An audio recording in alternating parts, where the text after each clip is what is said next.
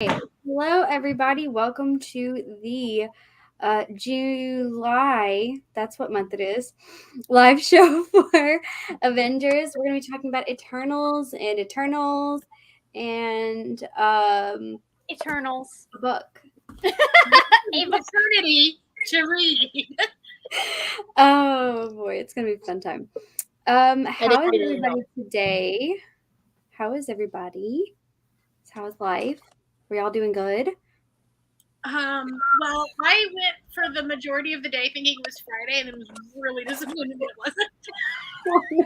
wasn't. know, honestly, I kind of feel that. I feel like it's a Thursday to me. It felt like it was already Thursday. So Well, I'm right there with you on like. I normally teach my classes on Thursday, but for some reason this week it got scheduled on a Tuesday. And that really fucks you up. It really did. So, Bree, you're gonna learn this with Maura soon. About on the 11th to 13th day of a bitch's heat cycle, they go into standing heat where they're like super fertile, and the boys in town are like, oh yeah, right? And so Jude was here, and 2 days ago he started just crying, which is like pretty normal. Okay, you're crying, whatever. All right. At first we were concerned he wasn't crying. We were like, do you have testosterone? Well, no, he started. Okay. And then last night he screamed all night. Just screamed. Oh, Jude, sweet, soft, perfect baby Jude, screamed all night. Didn't eat a thing for 2 weeks, and then spent all day today scratching trying to get out of his crate. Oh my Lord! A wild, rape-crazed golden retriever in my basement. So he's on vacation with Porto at Emma's, so that I can maybe sleep again. There is a reason that Sherlock goes to stay. Yes, my friend who has Doyle's sister. I see that now because Macus cried. Macus was like, "Oh, please let me have sex," but like Jude was like, "Let me go! Let me go!" Just has like the highest pitch whines all night, constant. Yeah, the highest octave you think, so that even if you like can tune it out, like it's still hitting your brain, subliminal, like it's there, it's loud. Oh man, that's been your day today. And so I actually have more respect for teenage boys now. I'm like, oh god, a little like pretty bad when you're comparing a male to a dog.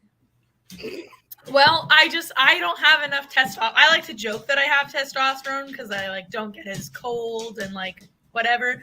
I don't have that much testosterone. I'll never know. Holy shit. Oh my god. Thank you for sharing that with us. You're so welcome.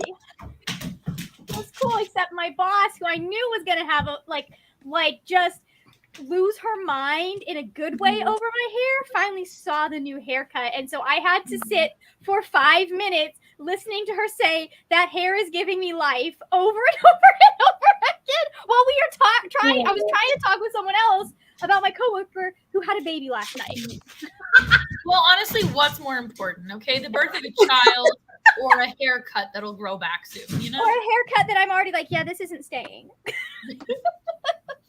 But it was funny because they're like, oh, you must have known. I was like, I've had friends that had kids. I knew her due date was the end of this week. I wasn't scheduling her more than 24 hours out. Mm-hmm. Yeah. Like I was literally on my due date. I was at work. I was like, I was literally doing the groceries. I'm like, hey, guess what? Today is my due date, because like everybody that was like regulars would always, they like knew, and they were like, aren't you not supposed to be here today? I'm like, yeah, but nobody hired a replacement for me, so I'm just here on my due date. Well, most first pregnancies go late too, so yeah. It depends. Like, you are more likely to have complications that can lead to an early delivery actually in your first pregnancy.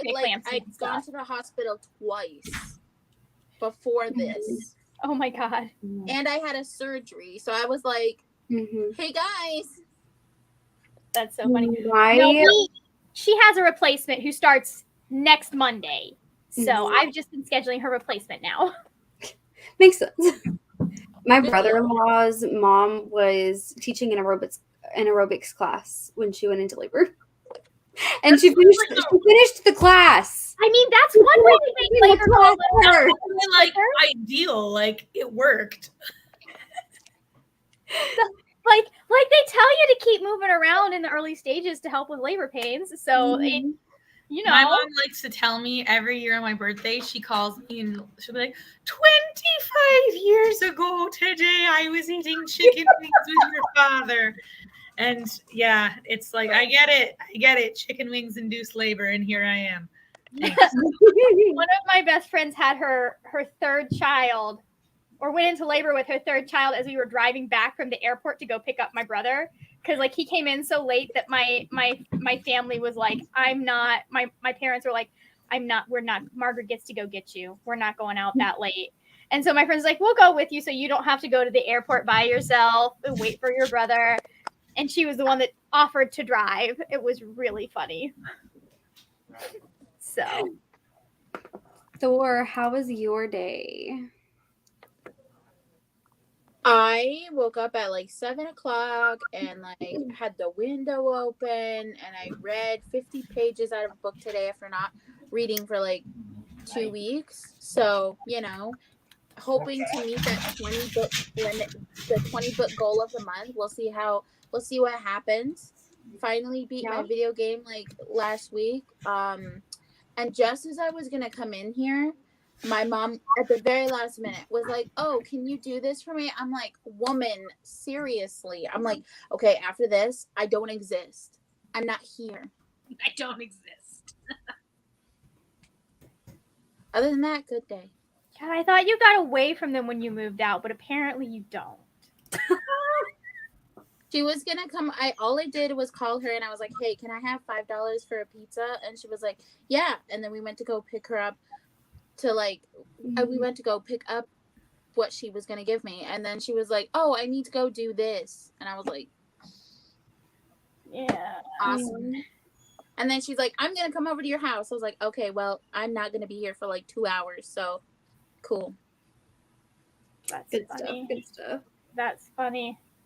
Okay. I could never. If my parents were like, or their parents were like, "I'm just gonna like show up at your house," they'd be like, "Oh, no, you're not actually." Like, well, she's doing my dishes right now. I'm busy. I mean, I'm just busy not wanting that. All right, let's go ahead and start with the movie. If I can get my banner.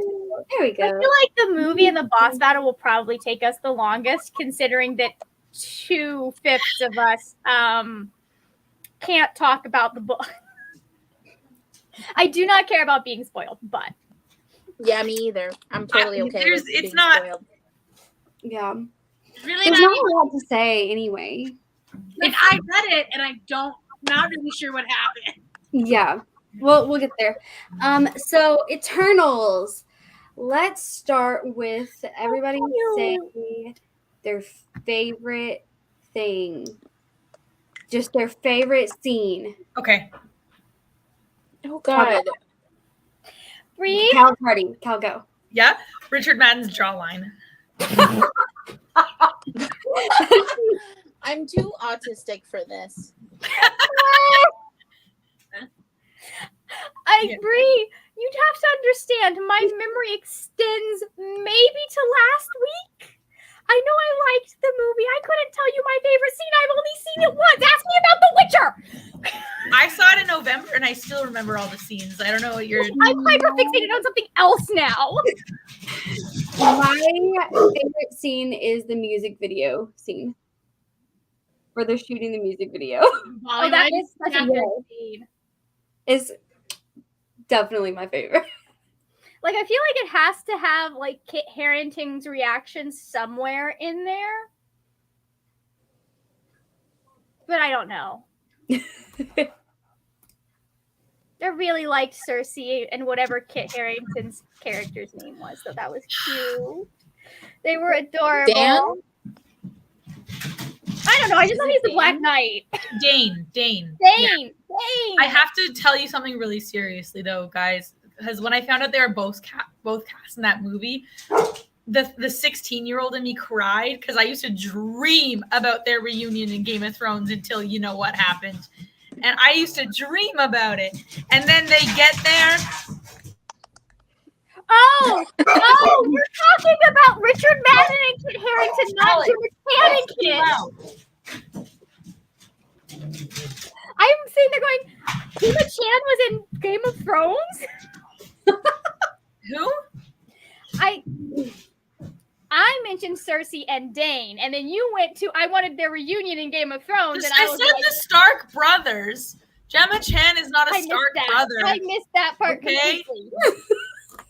Ned wasn't that wild. Like, listen, but okay. So I dreamed. I was like, oh man, I'm so excited. They're gonna be reunited. They're gonna work. No, listen. Wow, you let me down. Richard Madden, Rob, with 2 B's. You let me down. Hi, Shotzi. Hi, Shotzi. She's like, I need to compose. Hello. Fresh. That is the cutest gigantic doggo I've ever seen in my life. Yeah, and like I know she looks big there, and I know she has to be even bigger in person. I don't know how your dogs look smaller on camera, but I am sure she is so much bigger in person. So do you see like this water bottle versus this remote? This is what Briar looks like standing next to Doyle and Shotzi. However, this gigantic monster followed Briar around just a week long. Immediately accepted Briar. Briar, who's like head empty, just vibing, only wants food, as her leader, and was like, I'm gonna follow you, okay? And I was like, Briar doesn't have any plans or any leadership skills, so good luck with that one. That's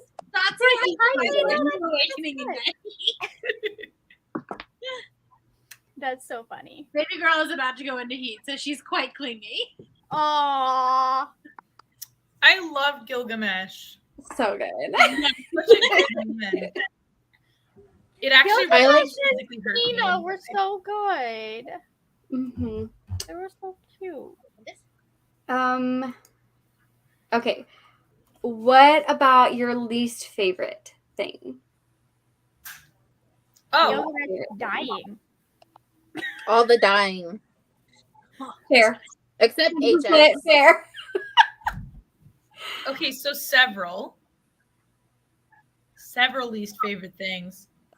One of them was Richard Madden flying into the sun because A, that's just 2 on the nose for somebody named Icarus, and B, are you kidding me? Yeah. I feel like it was very narcissistic, a narcissistic way to be like, fine, I'll just fly into the sun. I'll just fly now. One time.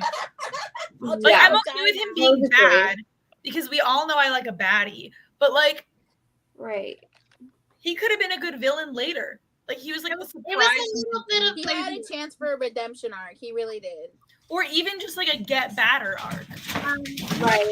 Like they had other options. Listen, we never saw a body. We don't know if he's dead. Yeah, no body, no crime.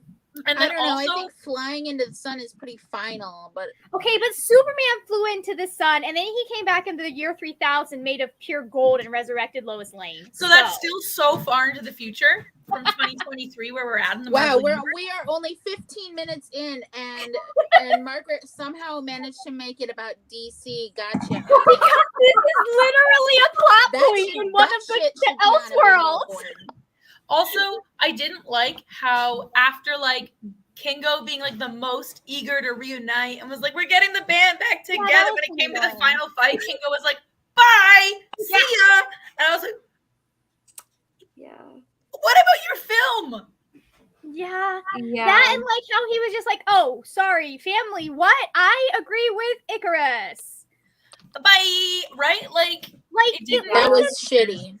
It would have been, because I kept expecting him to show back up, because it would have been one thing if he'd been like, I don't want to fight you. I also think you're wrong, so I am going to abstain. Yeah. And I'll be there to like hold the fort and pick up the pieces later. I will be Switzerland. But like he just fucked off. And I was like, what the? Why were you even in the movie then, sir? It felt like a scheduling conflict. Like they couldn't get him the whole time, so they they wrote him out for a bit and then brought him back at the end.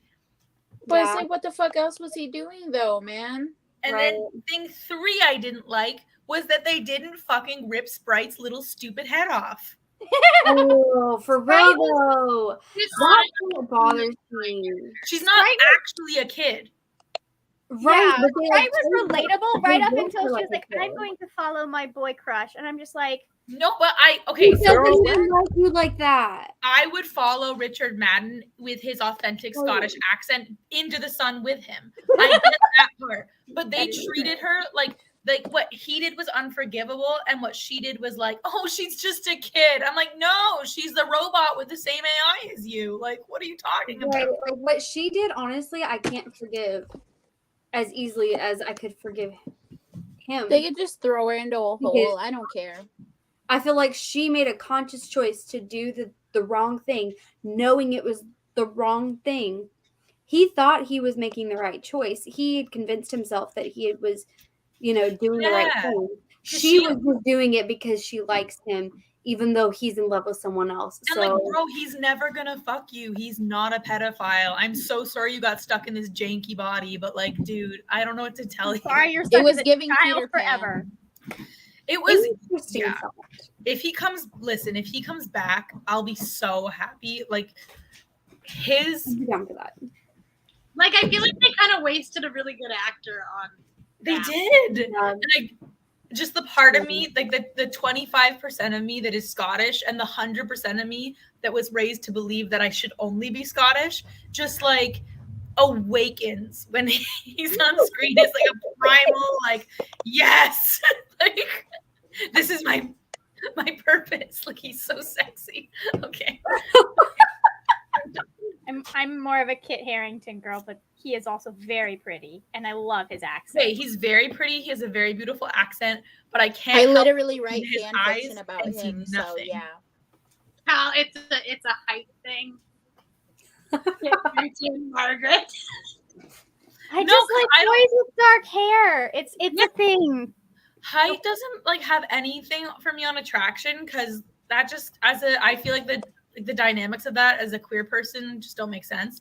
But like he spent so much of Game of Thrones looking dumb as fuck that when I see him, I assume he's dumb as fuck, even though I know that's not true.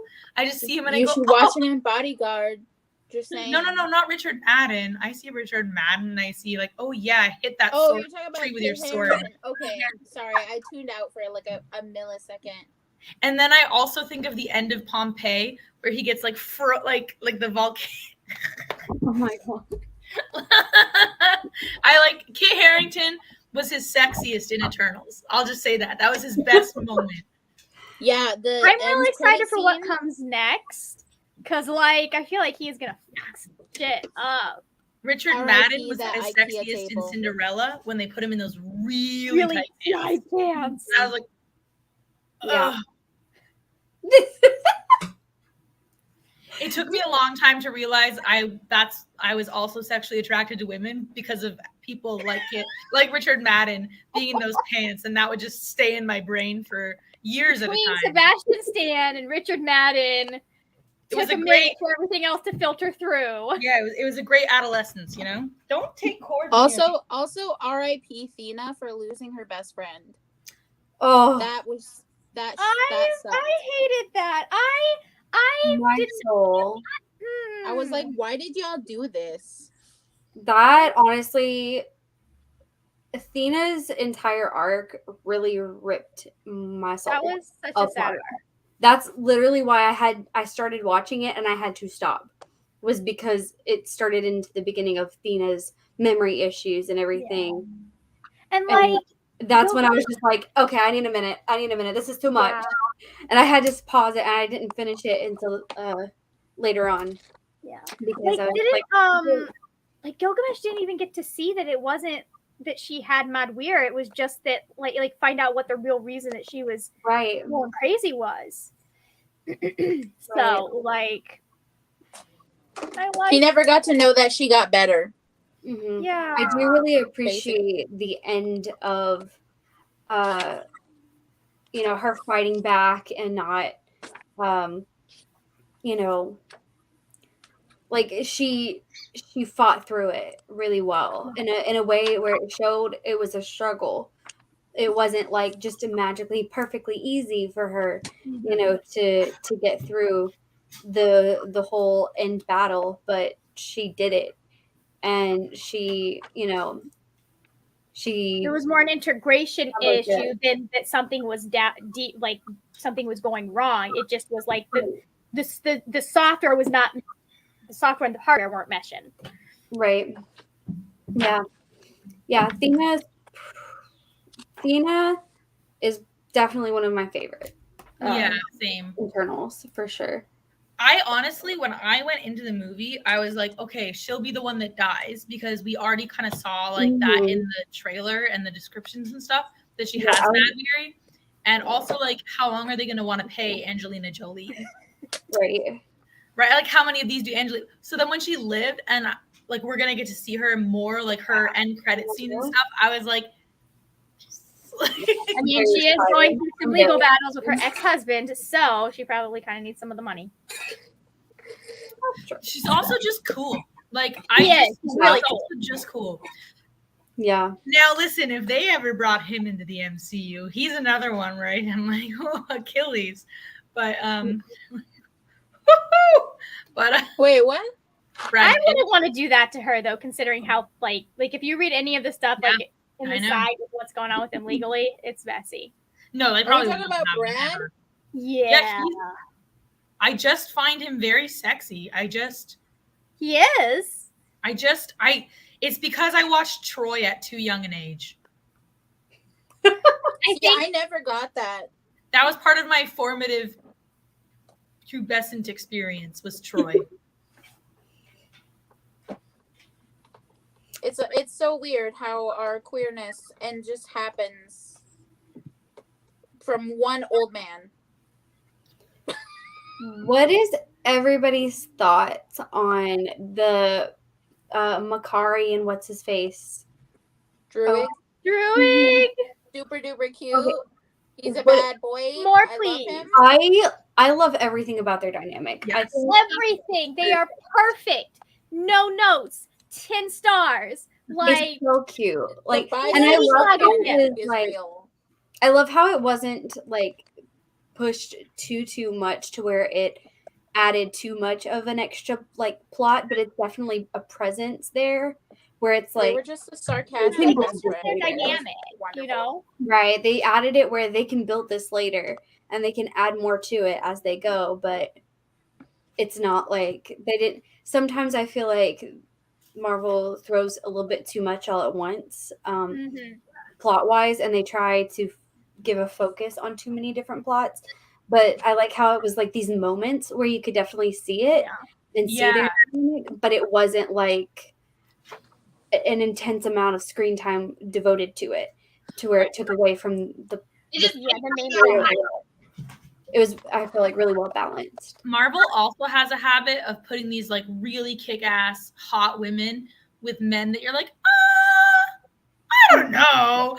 And like that's like Star-Lord and Gamora. There's no way Gamora would ever be into Star-Lord. You're fucking kidding me. So, but like I feel like they did such a good job of showing why somebody who is like an utter goddess like Makari would be interested in somebody that like brainwashes villages for fun, like Druid. And I like they were think he's doing the right thing, but like I actually really empathize with his character. I feel like I want to stop people from killing each other, so I'm just going to mind control them so they cannot. And like I like the weird ethical questions. Yeah, that is very much. Don't make me turn this car around because I will. So Rook, I do trust jungle cults because I would lead one, but I do believe they should be consensual. But I also think that they did a good job of showing like what led him to his breaking point. Like I like that his breaking point was like colonization. He was like, I fucking can't deal with this anymore. Like if we're just gonna stand there and watch that, like I'm out. I'm like out. you guys are fucked if we're gonna let this happen. And I did appreciate that, like, they specifically showed that being his breaking point. Mhm. I like that. Yeah. And same with Fastos, right? Like his breaking point being the like Hiroshima and Nagasaki. I was like, Jesus. that's a good breaking point. Like that's a good being like, I fucking can't deal with people anymore. Like what the hell? That, I mean, considering all the things that happened between the European colonization of South America and Nagasaki, like Fastos that long? But yeah, I'm more on Druig's wavelength. With by the 1500s, I would have given up on humanity. But he was like, nah, bro. I can make them stop killing each other. Please just let me. Yeah. Just let me use my brain. I can unwhite supremacy them if you would allow it. Yeah, that's the thing that I definitely like. He's a very understandable person. Yeah. In that, you know, he has the ability that so many people wish they had to fix so many problems. Like we all wish we could, you know, fix the world's problems, right? And he feels like I can, like I totally can, but you won't let me. And for real, we know if Tony Stark had ever had those powers, it would be more than a jungle cult. Jesus. So oh my God. I mean,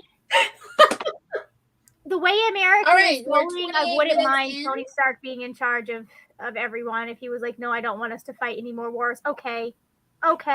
Just give us good infrastructure, Tone. Just do that. Help us fix our crumbling country. Does anybody have any other things they want to chat? I liked Cersei. I really liked I love her. The movie. I loved how so much of it was about her love for humans and like her journey. Like she underestimates herself for so much of the movie, and I like that at the end of the day, the one who thinks she's like the least is the one that's able to like she's got hidden talent. I loved that. Yeah, her compassion definitely. Yeah, that's very and like her appreciation for the human race.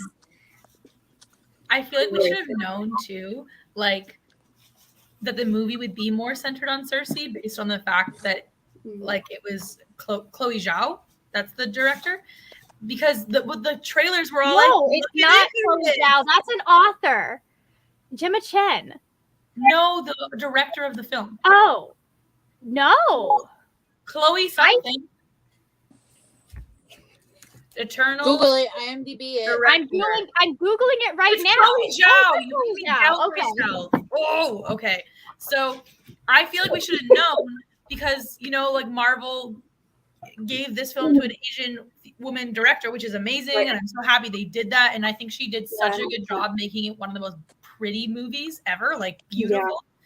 And then the trailers were like Icarus, and my little fangirl brain was like, yeah, gimme, And then when we saw it, and the whole movie was like centered around Cersei. I was like, yeah, this is so cool. Like I didn't think she would be the main character, but she's the complete heart of the film, and I think that's what like. To me, it'll never be my favorite Marvel film. I probably wouldn't even. It's like a solidly mid-tier film for me. Yeah, but the fact that they centered it around her character, I'm like, yes. Because if they centered it around Icarus, it wouldn't have been as good. Yeah, I enjoyed more than I enjoyed like Infinity War and Endgame, if that makes sense. Like, like I know those are better movies, but like the storyline was one that I was more invested in, if that makes sense. Like I liked the themes and stuff. Because like Infinity War and Endgame, it's like, oh, we've just been building to this. It's just the end of these like all of the stuff. I'm like I cared about the characters. I didn't care about what was happening. Whereas here, I cared about the story too, as much as I like cared about the characters. And it does have a large cast of characters, so that does build. Having a large cast of characters to cling to doesn't happen a lot in movies. I feel like a lot of times we focus on like a very small. Yeah, and I think they did a good job of balancing that with knowing who their main character was, but also fleshing out the side bits, like we were talking about. And I think Marvel struggles with that sometimes. Yeah, so had a really good story arc. Like each individual Eternals had like it's their own story. They were all really well developed. Yes, Yeah. I agree. I definitely think structurally it's one of their best movies. Yeah. I do think that the CGI needed a little bit more work. It probably did, but But- that's Otherwise, visually, it was well done as well. That was the only visual issue that I Like the alien stuff wasn't super well done, but then there'd be these beautiful like pan shots of the settings, and I'd be like, right, God, exactly, gorgeous. Exactly. The cinematography was phenomenal, Yeah. but the CGI was lackluster. yeah. And then the direction of even like where to stand, like there'd be these like group shots or frames of them, like the scene where Cersei and Icarus like fucking the dirt or whatever. I was like, okay, like that's beautiful. Yeah, very well shot. Robert, like bring that energy. Like Whoever their DP was did a great job. Yeah.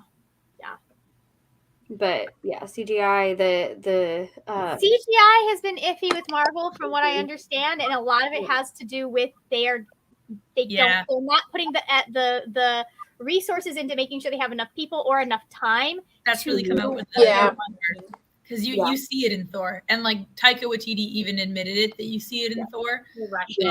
They rushed it, and like that's the only thing. For me that was the only part that took me out of this most recent movie.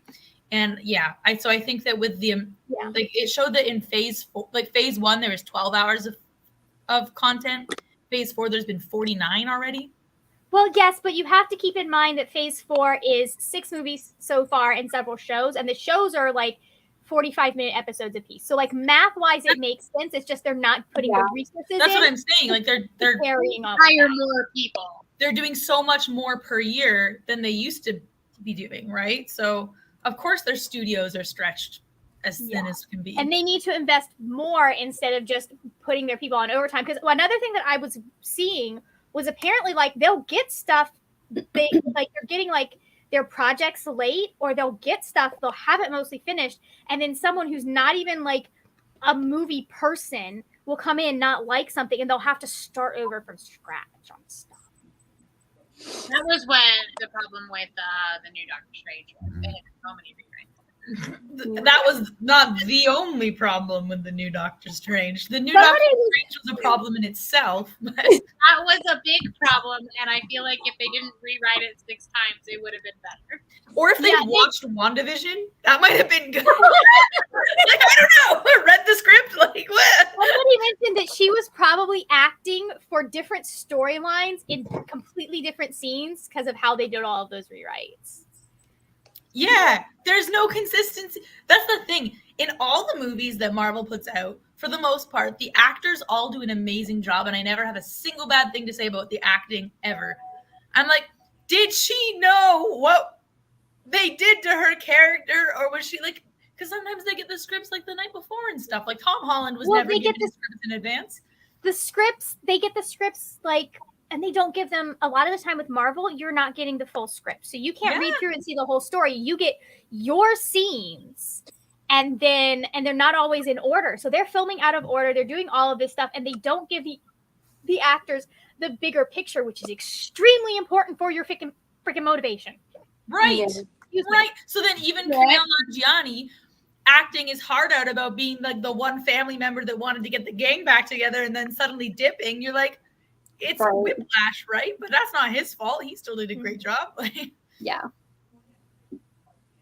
That felt like that wasn't character though for me, because like he felt like someone who gets really excited at the beginning of an idea, and then that excitement kind of can fizzle. And it's hard now. I see him being that person. I need him now. Well, now we have to do work. Maybe I don't want to. Oh, this brand new hobby that is the only thing I've been talking about. I actually have to prepare things and build maps and do know what I'm doing ahead of time and have things set up and all. Maybe we for Taika Waititi it's like he only has so many spoons, but then he hyper focuses and then he makes a great film. He does. Or makes great the production. gayest rocks ever. Mm-hmm. I just love him. I love him so much. Whenever I see a tweet that's like remotely mean to Taika Waititi, I'm like, I'll fucking kill you. Like, I get unhuman, like inhumanly, and it's mostly because of our flag means death. But like I'll be like, not him, not Tyke. You take that back.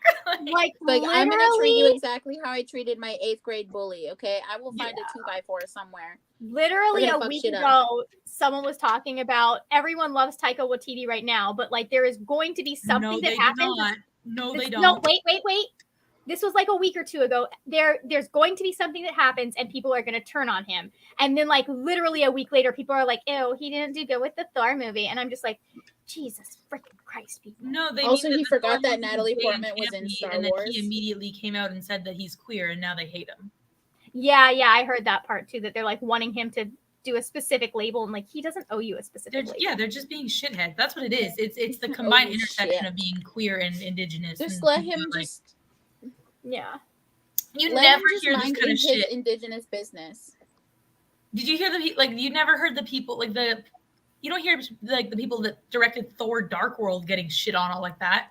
Okay? Okay? That's the worst movie anyone's ever watched. They forgot all about that person. They forgot all about that director. But we're not gonna like Taika because maybe one scene or one joke you thought was goofy and his rock was gay. No. Well, so I mean, it's kind of cool because Disney came out after the Buzz Lightyear film. How there were there's two women that kiss in the Buzz Lightyear, and so then 1 Million Moms, which is like this big conservative thing, was like protesting.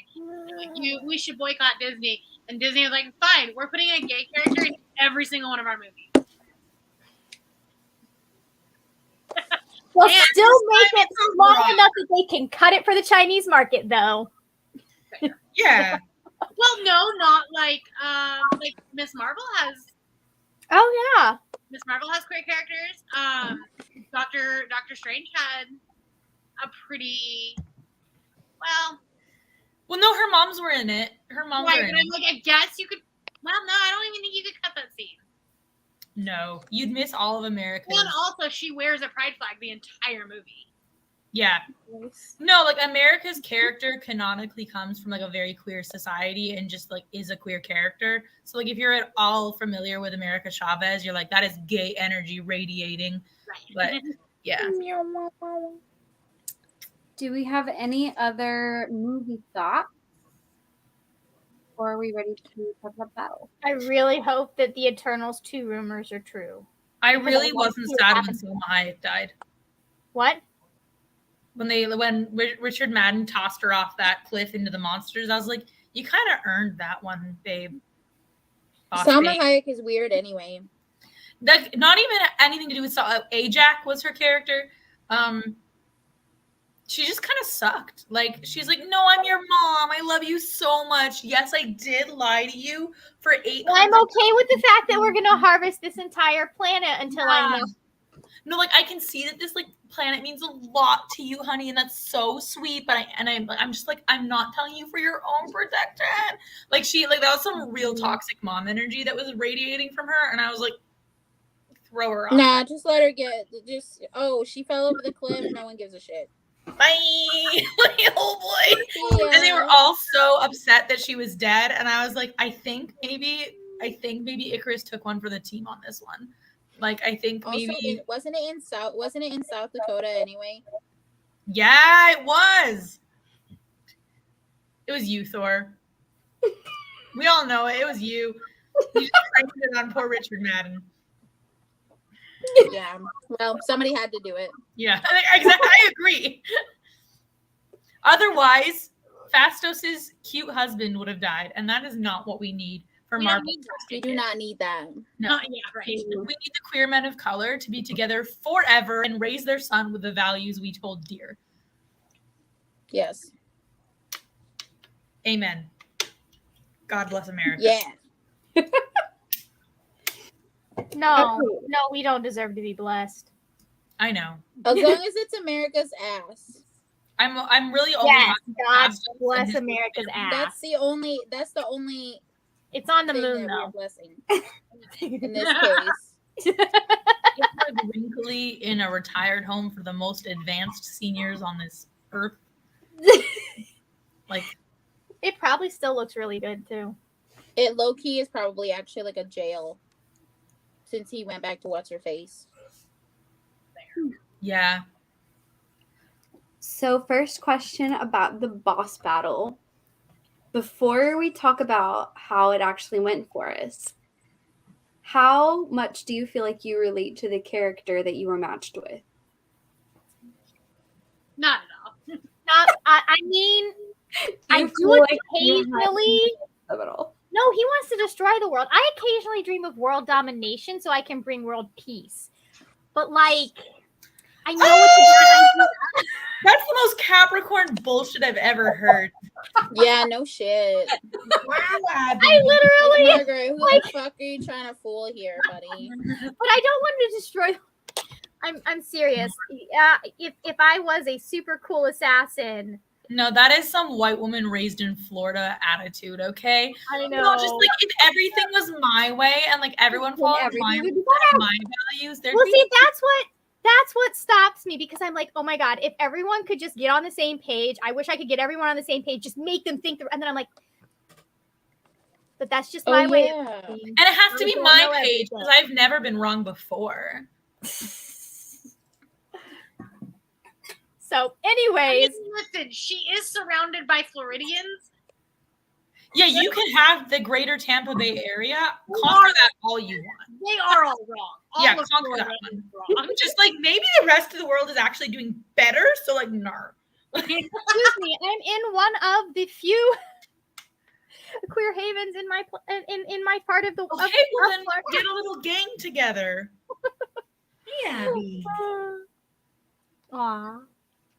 Okay, Thor, or well, Cal, you started raising your hand. I did. I'd because love to hear what you have to say. I have, like I said before, I did really sympathize with Druig's character, and I appreciated that they gave him some like nuance where like all the other characters were either like bad or good or Sprite. He was like, both. Thank you. Right. Yeah. So I think that like maybe I wouldn't have chosen like his particular methods. I would have actually, my cult would have been all consensual, and then we would have brainwashed the people that were bad. I mean, Like- I feel like Druid could have saved everyone a lot of trouble by just having the Spaniards walk into the sea. Yes, that. But like in the modern day presence, instead of hiding in the jungle with an army of cultists, I would have raised my army of cultists and then taken on real problems. Like Trump rallies, we would have gone to those and be like, actually, this is what you think now. You could also walk into the sea. You can also walk into the sea. Exactly. So we would have done it properly. But I do really admire his intentions. And and I can admire why he's jaded, because not only can he control their feelings, but he's like receptive to them. So can you imagine feeling all the hate that shitty people feel? I can't. No, thank you. And also, one of the main ways that I relate to him is that when I see Lauren Ridloff, I also go, oh. So yeah, I really related to that part because she is We all did. beautiful. Yeah. So beautiful. I thought I was going for Richard Madden, but hey Macari, like, hey girl. I loved her. Thor, what about you? Do you feel like you I think it's just I really felt like we had something in common because she's really patient when she should not be patient. Yeah. Yeah. When she I should see just that. like she should just be like doling out the punishments, but no, she's just completely calm, completely patient, and I was like, that you is and me, you. girl. I feel you 100%. That's And mom then- friend energy. So much. Well, I mean, she was basically like momming to Sprite, and Sprite was like a whole Other thing, The worst kid ever on earth. in Sprite's defense, Sprite wasn't a kid. Sprite was an adult trapped in a child's That's not body. Sprite's defense. Sprite just sucks. Yeah, Sprite did suck. But also, like, she likes history, which I also like history. And also, she had a really hot boyfriend. And I was like, can I just manifest some of that hot boy energy Both there? times. Like, yeah. On both accounts. I mean, I And feel he like was the just extremely real cool with it. He's like, oh, that's your ex. Hey. Okay. Shit. the real Eternals energy should have been the Stark brothers duking it out because they both fell for the same woman. I know. No, listen, if I'm Dane Whitman and Richard Madden flies down from the sky to save everybody, I'd be like, if you're still into him, have you considered polyamory? Because that's exactly what I was thinking. He can put it up my butt. You know? I'd be into that. Also, that she wore green all the time, and that was a whole ass mood because I also love green. Mm-hmm. Like, I literally have a shirt, like a buffalo plaid shirt, like the exact same kind as her, and I was like, you and me. Also, for we can rule the Cersei, world together. Imagine living through like 6,000 years of human existence and still being socially awkward. That is a talent. Right? I was like, girl, I relate. Really, it's just 6,000 years of practice. And she did not, and she's the most sociable, nice one. And she still didn't get it down. And I was like, you're a good person. But you're a sincere, true person if you can live that long and still be that awkward. Yeah. It true. Either that or she just didn't try to deal with humans.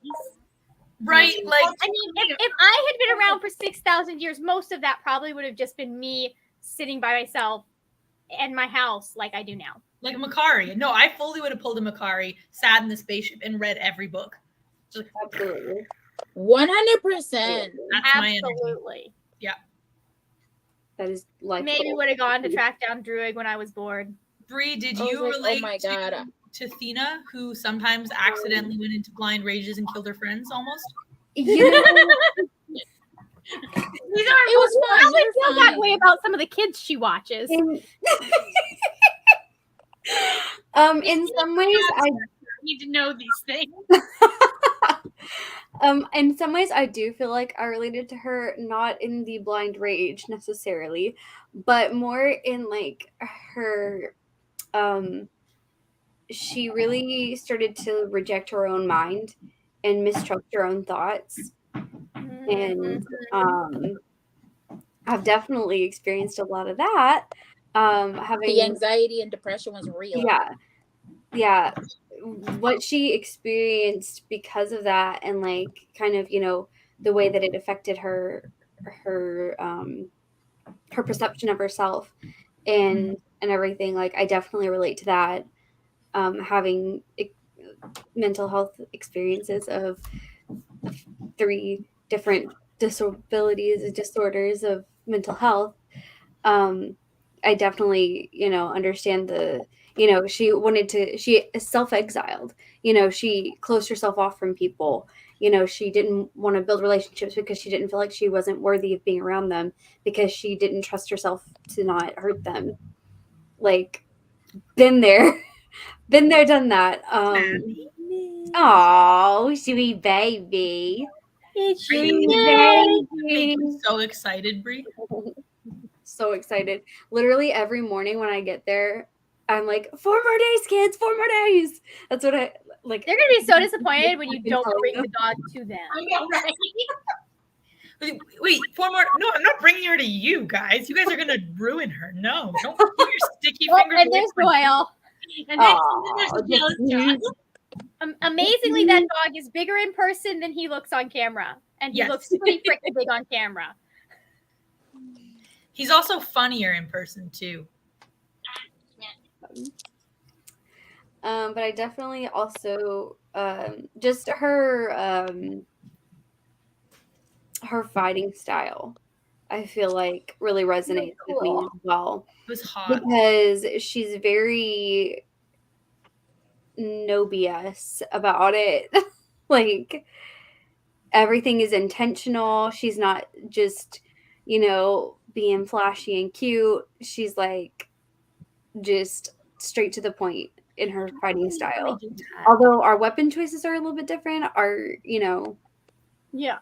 It It's does drive more- me nuts when like you can see they're putting like they're doing stuff to make it look cool and they're not thinking about how would someone actually use it. Like anytime you see a Yeah. little turn, I'm like, Yep. that's a bad idea.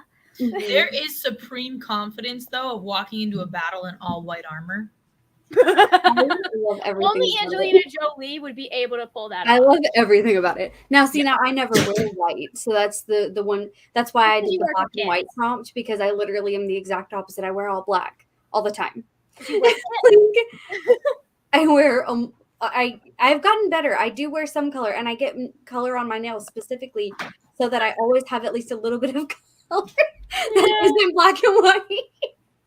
But I mean, I was wearing a gray shirt earlier, and I just switched it to a black shirt for the live show because I got something on my gray shirt. But like everything that I wear is neutral and gray and black. But so it's like the opposite end of it, but still like the neutrals. I'm there with you, girl. I'll stick with those neutrals. There was a point where my wardrobe was like that, and I was like, I miss color. I like used to bright wear real tie-dye. colorful stuff. Yeah.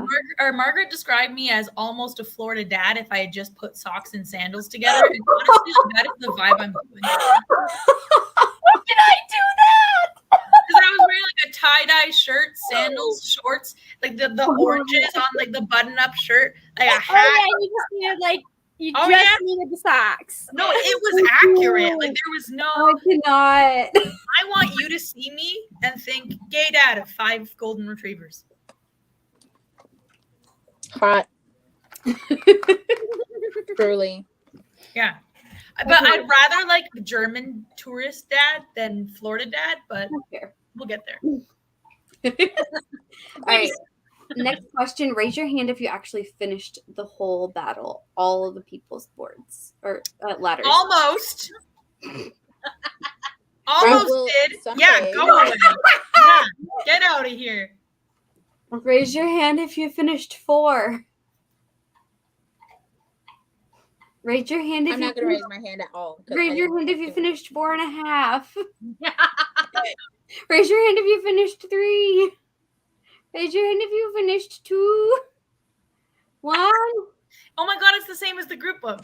1. Raise your hand if you had a good time. Raise your hand if you just had a good time and you Hell enjoyed life that week. I actually loved this boss battle. Yeah, This- it was really good. I am really disappointed that like my brain just could not hold on to the fact that there was a boss battle going like at Mhm. all. Like I'd remember it like while Yeah. I was at work or while I was doing something. I'd be like, okay, yeah, I need to go. I need to do more prompts on Yeah. Thor's. And then Yep. Yeah. I Having read 17 books for this and still didn't finish it because somebody fucking was like, spend 24 hours doing this. I'm like, how many days do you think I have? We're all you don't have dying to here. spend like a 24 cumulative hours. You could just read a book in 24 hours and that would have worked. Yeah, I'm fucking busy. You don't read every day? No, but I need like more than a day to finish a book. Well, yeah, but you don't have to read the whole book. It's just you take a 24-hour day. You go, I'm going to read as much as I can on this day. If you read 30 minutes, if you read the full 24, that's all that matters. It doesn't matter. I would feel pretty pathetic doing a 24-hour reading-a-thon, I think, for 30 minutes. Let's be honest, though. It was Margaret's prompt, and Margaret makes readathons where if you read one book, you complete all 7 prompts. It's true. It's true.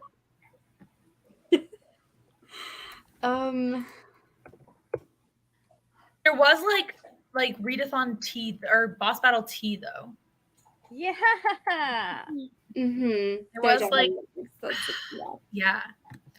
So how do we want to start? How do we You want want to me start? to Okay, talking so basically, here's the thing, guys. Do you want me to say? I'll say it. I'll be the bitch. So basically, here's the thing, guys. One of the most important parts of this readathon is the fact that we are we're all trying to include, and especially this battle, we all included parts of ourselves in these boards that in these ladders that we created, important elements of ourselves and things that we feel like represent us.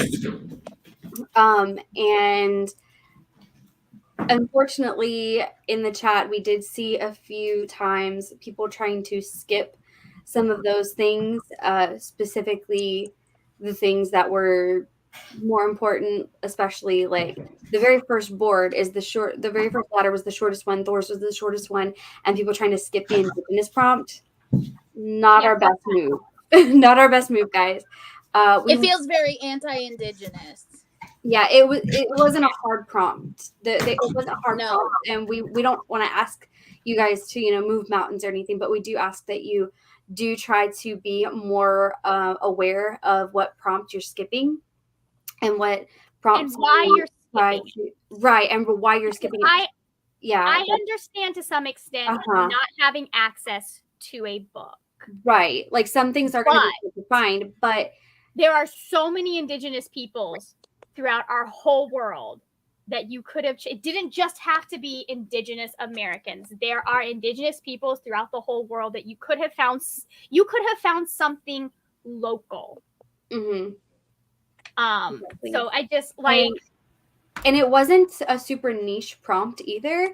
Like some prompts that we have are a little bit more specific, or it combines multiple things and makes it harder to find. But just any indigenous lit would work. So please do keep that in mind for future battles, and also on the character boards as well, on the mission logs. We really do prefer it if you try to not just knock out prompts that are focused on representation of any kind, whether it be racial, mental health, physical health, religious, ethnicity. What else am I missing? LGBTQ. Am I missing anything else? Gender. Yeah. Especially genderqueer. Genderqueer. Yeah. Anything that is representation, we want to encourage everybody. It doesn't, like, your beliefs or your life experience shouldn't affect your ability to consume media of someone else's experience. So, like, especially considering the fact that I have multiple different types of videos, and like whenever I do Indigathon, there's always people that are able to find a book. It doesn't matter what book it is, they're able to find it. So if they can find it, and they live probably in the same areas as y'all do, because I know there were a few Europeans that participated avidly in Indigathon, then you can too. Right. There's no excuse. And Europe has indigenous people. The Sami people in Finland are indigenous. There's like lots of, pretty much everywhere in the world, you're going to find indigenous people. So yeah, especially since we're seeing more indigenous representation in the Marvel Cinematic Universe. It's kind of like well, when you're not doing your part, it just feels weak. We did this challenge, like, to get people out of their comfort zones and to read inclusively. Yeah. Right. Yeah, that is something that is extremely important to us as we, as people, we want to feel seen and heard. We want other people to have that same experience, and to be able to provide that, we need to start growing our own repertoire of knowledge and understanding, and expand what we consume and give other people a voice by what we consume. So we want to make sure that we're doing that going forward a little bit more. Who knows? You might learn something. And unfortunately, like if enough people had been saying that about all the boards, it would have been one thing. But like we never heard anyone saying they were going to skip like the boards that asked for queer rep or the boards that asked for disabled rep. It was just like specifically the first and easiest board that everyone was like, maybe we should skip this one. And it was kind of like, unpack your desire to skip the first and easiest board and the only one asking you to read it. Well, not even the board, just the specific indigenous prompt. Yeah. Right. Which in particular, that prompt was definitely not difficult. Hella easy. Because like we said, Thor has tons of videos on indigenous literature, but Heart Drum has so many kids books. All on Scribd, like so much on Scribd. Yeah, and they're so short, but so wholesome, so easy to read. Like anybody could, sit down and just a 30-minute few minutes to be able to sit down and it's heartwarming, so it'll make you feel good about your life, and happy, because it's like Fry Bread, for example, so sweet, Such so a good delicious, book. and it makes you feel like home and family and love, and also incorporates culture into it. And so Yeah, there's so many that even I've Yeah. never read that are all like Indigenous kids books. Right. There's so many out there, and there's always constantly, even on Instagram, like aside from like me as an Indigenous creator, there's like other Indigenous people, not just in North America, that are also suggesting different books. Yeah, and that's definitely something we I mean, it's like if you could get a dairy-free, gluten-free, whatever option for your pizza, then it's like you could also get the book for yourself. What books so for the people that finished that board or at least made progress on it, what books did we all read? I read Indian Shoes by Cynthia L. Smith. It was Thor's recommendation. Because I think it was either right before that prompt or that board dropped, or right after you posted that video about like all of your Indigenous recommendations or something like that. And so that I was just like going through script and being like, which one is it? And that which one's there? Yeah. I literally had like a list of like 4 or 5 of them, and like that one was the one that was sounded like it was so cute. It was about this like little boy and his grandpa, and like it was like little short stories. There's one at like a wedding, and it was so adorable. Oh, Liz read it too. Oh, That's yeah. awesome. Nice. I read Ancestor Approved also. Well, Oh, edited by So her, good. but written by a collection So of different Indigenous authors. And I'm really interested in pan-identity movements, so like Pan-Africanism, Pan-Indigeneity, Pan-Asian, Pan-Arab identities. So for me, like that book was like the perfect expression of Pan-Indigeneity, and I think it should be taught in universities, and I loved it, so I was very happy I read it. Yeah.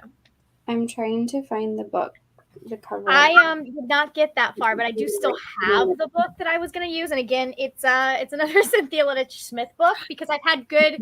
It's Sisters of the Neversea. It's her newest one, and I've had good. That one's also really good with her previous work. So I knew I wanted to like stick with an author that I already liked, and since I think this is Heart Drum Press. So we all read something by someone with the last name Smith, is what I'm seeing here. Not it.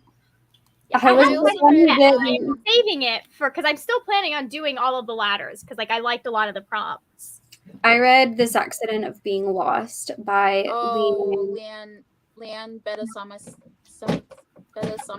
Simpson. I think that's I don't know if that's how you pronounce it 100%, but she's also a good author. That sounded like what it looks like. So I feel like you're right.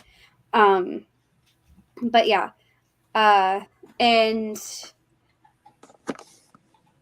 was that everybody's? Yeah, I read The Summer of Bitter and Sweet, Healer of the Water Monster, and See It in Winter. And it goes like See in Winter, The Summer of Bitter and Sweet, and Healer of the Water Monster. They were all good though. That's awesome. The Summer of Bittersweet is getting a lot of like publicity in Canada right now. Like Indigo's really and it has one of the most beautiful covers ever. So it has demisexuality in it. Hell yeah. We love to see it. The feelings were accurate. So it looks like everybody in the comment section were not the people that needed that lecture, but we got it anyways, okay, kids? It's not a lecture. It's something to think about, because I think sometimes we don't think about how insular our reading tastes can be and how that can affect, especially when we have a prompt specifically attached to a person who is involved in the readathon, to be seeing someone skip the prompt that is like such a key part of their identity. I made it so easy.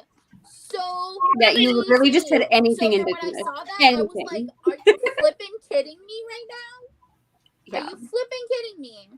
Like, especially because I've been way too nice, and so y'all had to do it for me, because I would not be that nice. One of those things, like, try your hardest, and if you can't, maybe don't talk about it in the Discord where we can. Wait, no, there's no try your hardest. So do it. Fucking do it. You're in the reading challenge. And like, yeah. Anyways, it's one thing if you're someone who reads it all year long. It's another thing if like you. Yeah. Anyways. No, but like there are classics by indigenous authors, right? Yeah, Like Things Fall right. Apart by Chinua Achebe. He's Igbo. That's an indigenous group. Like Yeah. there's like do it. Don't. I've not had do the Marrow Thieves forever. I It's still good. haven't gotten It's a to good it. I one. hear it's so good. I still have not gotten to it, but it's good. there. And I've read other. I indigenous also have like, not gotten to it yet, and I have both of these. I'm the only one that's read it. But that's for a future video. It's because it was a Canada Reads book, and I always read the Yeah, Canada Reads books true. because I'm like, ooh, who's gonna win? And then I never listen to the debates. I have a special video coming out in October that's like Yes. around spooky. Yes. Yeah. Yes, it's true. Yeah, read diversity like- It's all year true. long. Abby You agrees. said with it you. so we didn't have to. Yeah. The nice thing about like the thing that I found as someone who recently in the last like I'd say 5-6 years has started working on branching out my reading is that I've noticed that the more I read BIPOC authors, the more I know about like I'm aware of New more releases of and other stuff. BIPOC books. So it like True. It's It kind of like changed a your snowball awareness for sure. like I Chris, used to do Yeah. only Black authors for February. Yeah. Because I felt like I had to do that. And then I was like, well, what if I just read Black authors all year long? Yeah. It's So so now I much don't beat easier myself when up you when I just don't do get it. to my entire Blackathon TBR. Yeah. I read what I'm interested in, and often what I'm interested in isn't the same white story time after time after time. So, you know? Yeah. And it's like for me, I read a synopsis and I focus on that. Is like I usually like focus on like elements of the story that draw me in. So for me, it's like I'm not reading it because of something about the author, for example. So it really pushes me to be more aware of that for me. Yeah. For example, because I don't think about it as much as like I think about, oh, this is a creepy story, or oh, this is a story where somebody is keeping a journal, or oh, this is like certain like what do you call it, buzzwords for me, or Yeah. like When you start paying attention to it, it becomes easier. yeah, exactly. It's like you just naturally start thinking about, okay, right, all I've read this month are white authors. There's something wrong with that. We need to fix that. right. And I think that like when you do continually like just read white authors, as someone who's like trying to do like this video project right now, and they just have a white 80% white authors, it's just the same story over and over again, and you're like, I'm so bored. It's almost like we've created. Imagine how narratives. I feel. I'm just like, I need something. I'm right now reading 400 Souls that's edited by Ibram Kendi and Keisha N. Blaine, and it's like a complete, total different look on the American history that I thought I wanted to study when I started learning history. I totally thought I was going to be a Civil War historian, guys. I'm Canadian. There are too many of those. There are, but like, you know what I mean? Even just like, I feel like it's so important, even when you're doing like nonfiction and like history books, to be like, who the fuck wrote this and why should I believe what they say? So like, it's Honestly, I think it's even more important in nonfiction because 100%. white people tend to try to get a microphone when they don't need it. Yes. right. Amen. Or like we're talking about like this book even has a chapter talking about like African sexuality and like how like different gender roles and like gender assignments and stuff were like what was in West and Central Africa at the time that Europeans would have like started the slave trade, and like how that queerness was like brought over to the United States, and like there's like legacy of that still in the United States today. And I was like, damn, not even the African authors I read from for like the African history I did talked about this, because fucking British asshats wiped it out. So like, you know, it's awesome to like have this preserved in a different way and read about that. And like, you know, like, well, and I think that conversation is also the same for like gender. Like, men don't need a microphone most of the time. Yeah. Like trying to read a book on feminism that was like written by a man, you're like, just please take several seats. Yeah, like the theme you think you're including isn't as well thought out as it could be. You should read Hood Feminism, Brianna, by Mickey Kendall. It's very good. And she's very good about being like inclusive.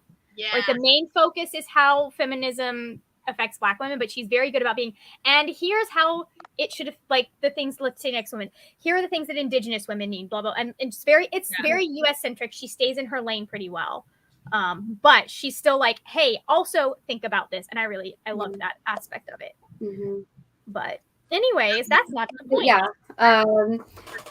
Just in general, moving forward, just try to encourage everybody else, whoever is here, just try to encourage everybody to try to fulfill those prompts with action. Try to be aware of escape. I'm never making it easy for you ever again, because if I see you complain, I'm done.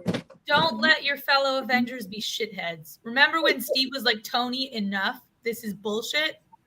Be like that. Be like that. Be Steve Rogers, not Tony Stark. Yeah.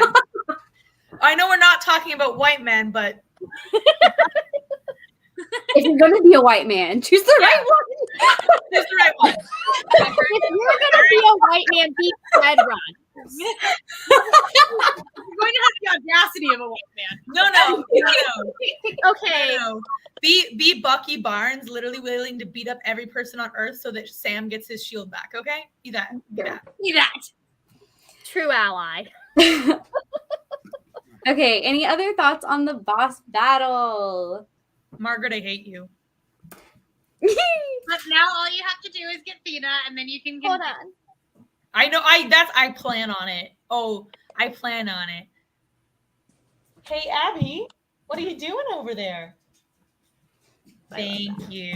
Okay. Yeah. Before we talk about the book, real quick, announcement reminders of We have things. announcements. This coming weekend, this coming weekend, we are going to be watching. What is it called? Shang-Chi. Shang-Chi. Thank you. My Words favorite escaped my phase brain.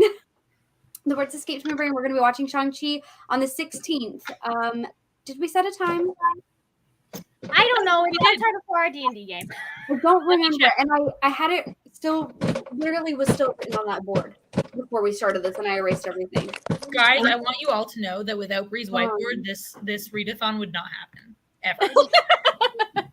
Bree's whiteboard deserves a reward at the end. Of I think what it really actually Cal wants you to know is that we make Bree do all of the work in the planning We're session. watching it at 4:30 Eastern. 4:30 Eastern. Okay, yes, 4:30 Eastern on the 16th. We are watching. Liz is doing the work for us too. Thanks, Liz. We appreciate you. Yeah, the boss battle also wouldn't, or the readathon also wouldn't be possible without Liz. Yes. The person who every time we create a board, we're like, yeah, but Liz would finish that in 30 seconds. It's true. She We always do. We has, literally like, literally the reason the boss battle was the way it was this time around was because we were trying to make sure that y'all didn't finish it so fast. And it's really, it would take Liz the entire month to finish it. Okay. like I that's don't know how basically our goal is to try to make What are you putting in your not be coffee, able Liz? to finish until Honestly, the end. some of those like mini battles were really mean that we could have had. Yeah. Yeah. Because I literally just rolled a d20 and we had 20 different options of like the mini, what were they called? Mini attacks. Some of them were go back and restart the board you're currently on. We did do that, didn't we? Yeah. There was also a start a book for like a book club, like some sort of group book, like the group book or a book club book for something, or a buddy read that you need to read and haven't started yet. It was like something like that was one of them. I'm so glad that we got the beverage one, the drink, the water one. I was like, oh yay, hydration. Except that I got that one while I was like dog training out in the sun, and I was like doing my water bottle and like parched. Oh no. No.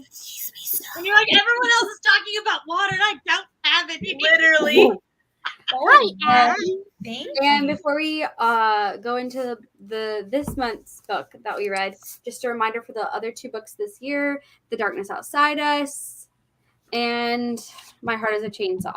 I have my tea for when I read The Darkness Outside Us. I'm gonna be honest with you guys. If I hear any dissent against The Darkness Outside of it, like I'm gonna be completely honest with you. It's a perfect book.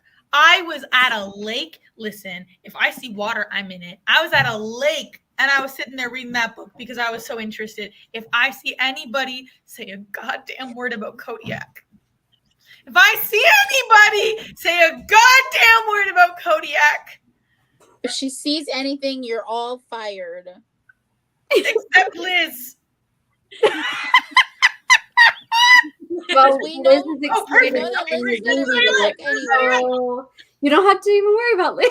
Perfect. I'm Yeah, I'm excited. excited about Toy. I'm really excited. Yeah, I'm I excited. am about both excited of for The them. Darkness Outside Us because I've heard such good things from Yes. this one and this one. Yeah, I am most Literally, excited for Stephen Graham both of Jones these are because books that I Michelle am and Bear will really not excited shut up about. about him. I'm excited for the He text. brings the name brand snacks, okay? He's the deadliest uncle ever. I'm really excited from the texts from you guys while you're reading The Darkness Outside Us. Like, I can't wait for you to be like, what? What? Like, I can't wait for the just and Brianna and I sitting there like, Cal, please We'll just probably know be that if having you don't just hear, the absolute crisis. yeah. I was gonna say, Cal, if you don't hear Probably. from me, please know it's just I'm so engrossed in the book. No, you at the no, end you'll of text part, us. at the end of part 1, we will all end up with like 40 text messages. All and then It's like- and then Thor will have a voice message or a voice memo. Yeah. Yep.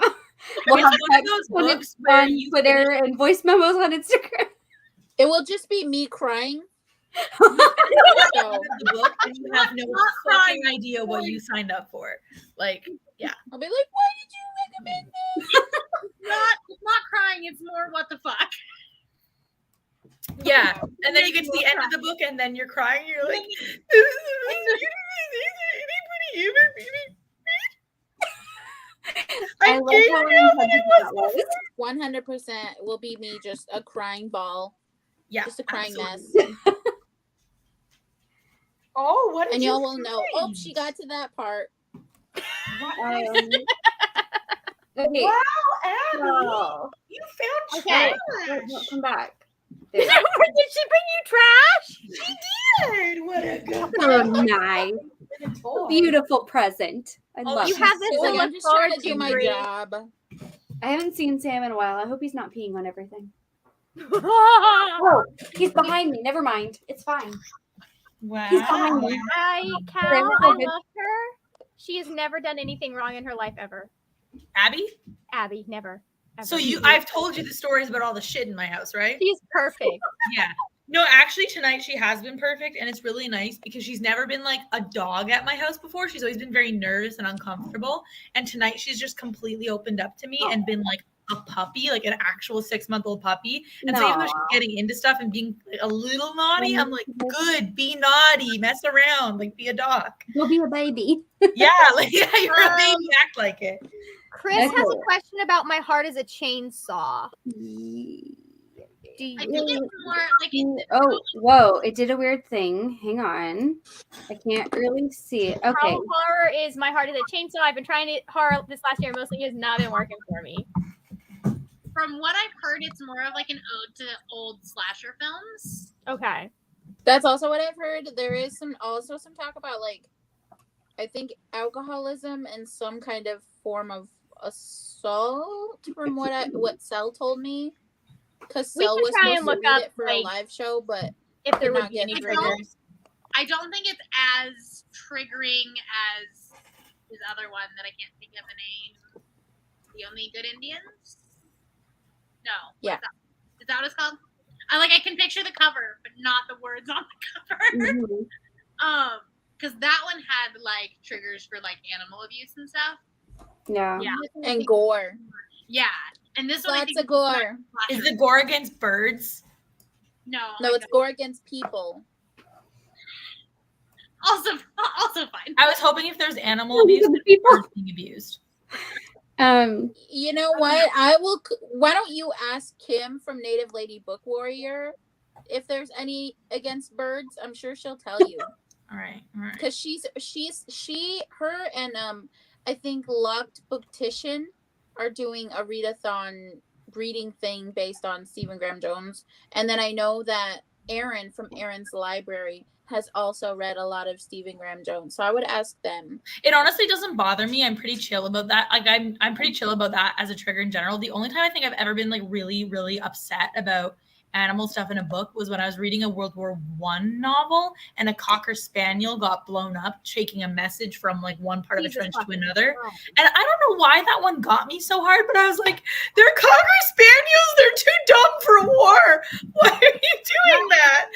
Animal abuse is one of like the few triggers that I like cannot do. I'm like, people dying, whatever. Don't hurt the dog. But you know what though? If you were like, oh no, this boxer got chopped up into little pieces, I'd be like, oh no. Like that's why I DNF'd the Maidens. Because the Maidens by Alex McLady's. Oh. Because it's the one that did the Silent Patient. Fuck the Silent Patient. Which I liked the Silent Patient. Oh, fuck that book. I like so pretentious. I tried to read The Maidens shortly after Zephyr passed, and like the beginning of being a serial killer is like he killed his dog, and I'm like, nope, we're done. Oh shit! You know what? Like the Silent Patient was so utterly garbage that I believe that was worth the NFing. That's funny. It's weird because like content warnings in books, I'm more like they don't like stuff doesn't get me, but I still like my brain still is thinking about how someone else might read it. Like I do that with Brianna because we buddy read so much. Yeah. Like I'm reading a book right now. We have some sketchy consent stuff in fanfic, and I'm like, nope, bye. I'm reading this book right now, and 3 babies died, and I didn't feel much of anything because I kind of figured based on the summary that babies were going to die, so I just kind of like stoned myself to it.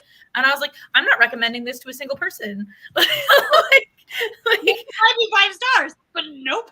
Right, and like it's a very realistic account of like life on this Scottish island in the 1800s, and it's like well done historical fiction, but it like very clearly describes the process of like one stillborn baby and then 2 babies that died 8 days after being born, and it's like I have a podcast that does that to me, like because it's about real stuff that happened, and most of the time I'm like, it's whatever, somebody died, it doesn't matter, like kids died, and then there will be those times that like something will be so horrific that even Michael Hart is like, oh. I have 2 triggers that it's like really specific kinds of sexual assault scenes get me, and then bone breaking. I just read so many books about essay, and like, I'm done. It's less of a like. I can watch surgery while eating my dinner. The minute you try and stick anything up someone's nose or start messing with like skin, I'm like, ah. Yeah, I don't know that I'm necessarily triggered by body horror, but it's more just of like I'm grossed out by it. And I think it's worse if I'm listening to it on audio. And a bones. Because when you're physically reading, you can just like read it fast and like just kind of skim it. But in audio, it's like they're telling you, or like certain the words that I'm trying to say, but like focus on certain words and things like that. So the most recent season of Stranger Things I loved. I think it's the best season yet. But the way the monster guy kills them by like, I was like, and then one of the characters survives that being done to them, and I'm like, I'd rather die. Just kill me. There is one broken bone. Nope. Well, 2. Entire scene in Witcher that's going to be hard for you then. No, but have you seen what happens to the people? I have not, but just from your description and what I know from the spoilers, I'm like, oh, I know. He breaks every single limb in their body and then their jaw and then explodes their eyes. No, thank you. That's so much effort. Why not just explode their head and be done with it? Because he enjoys it. He's one of those sick. It's also why I don't like The Boys. Because it's just like excessively, gratuitously just gory. Just- That's why Yeah. I like it. Fun. But some of them Slow. freaking deserve it. Yo, when they killed that whale in season 2, I fucking died. That was so funny. Oh, No. I get other vibes from the boys that make me think it's not the show for me. I really No, like it's it. not No, It's don't. really good. Margaret, do not watch that. It's so Don't good. do it. Watch Do it. not. Watch it. It's What? so good. I am It's still so horrified by good. what I Karen saw Homelander Fukuhara do, is in it, okay? Margaret. I don't ever want to relive that scene in my. It's up here, okay? Don't watch it. Don't do it. What? No, watch it. Karen Fukuhara's in it. Yeah, but How much Margaret nudity? will. Okay, I am but about to you ask know how that much nudity scene is it, when having Homelander just does watched the thing season to 1 that of The one Witcher. lady. Is there any nudity in it? I don't remember. Oh The yeah. Witcher?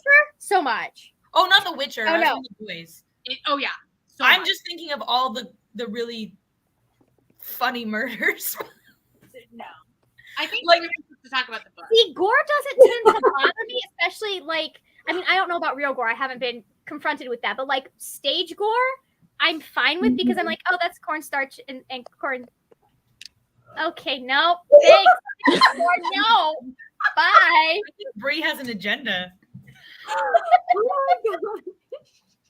I'm sorry. Did I get us on? The private talk just now. That's what I was laughing at.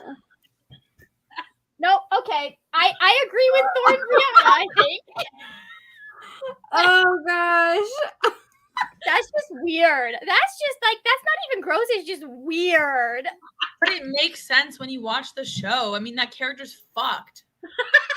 He's fucked. He considers having sex with somebody who shapeshifted into himself. He's just fucked. Oh. And then kills him instead. I have 2 Violently. A's for that. But like it's not about this. It's not supposed to be a sexual scene. Like it's supposed to be, oh my God, what's wrong with this man? It is just not. It's just. It's No.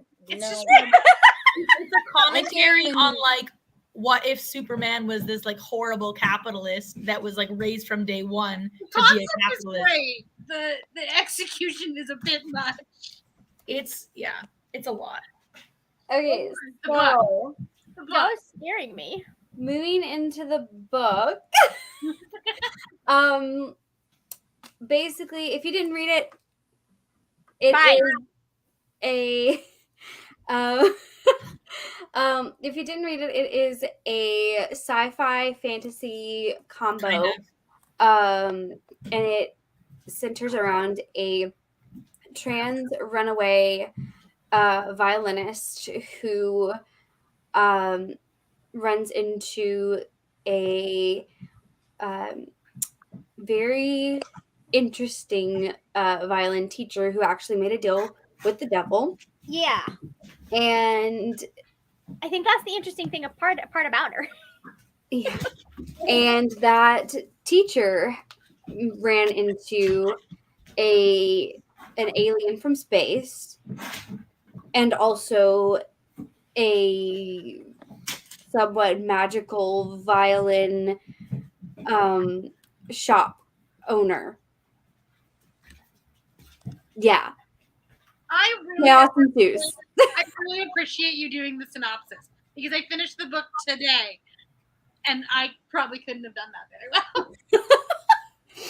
well. And basically, the plots of all 4 of those people kind of submerge or converge, whatever, with one another in the whole deal with the devil thing and the alien runaway thing, or they're kind of like what do you call refugees almost? They're alien Refugees. That's refugees. what I was thinking because, like, That's I'm what I needed.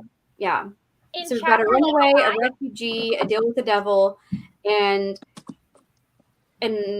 a female that is being rejected because she's a female and isn't being allowed to do what, like, carry on her family's legacy. Which I don't really know how you sum that up into like one word. She's from an old violin family, and they're like, it's last name and sons, and you are a woman, and she's like, but I can fix the fucking violins. That's For real. the plot. It's a whole. oh, so a woman Okay, fighting against so patriarchy. in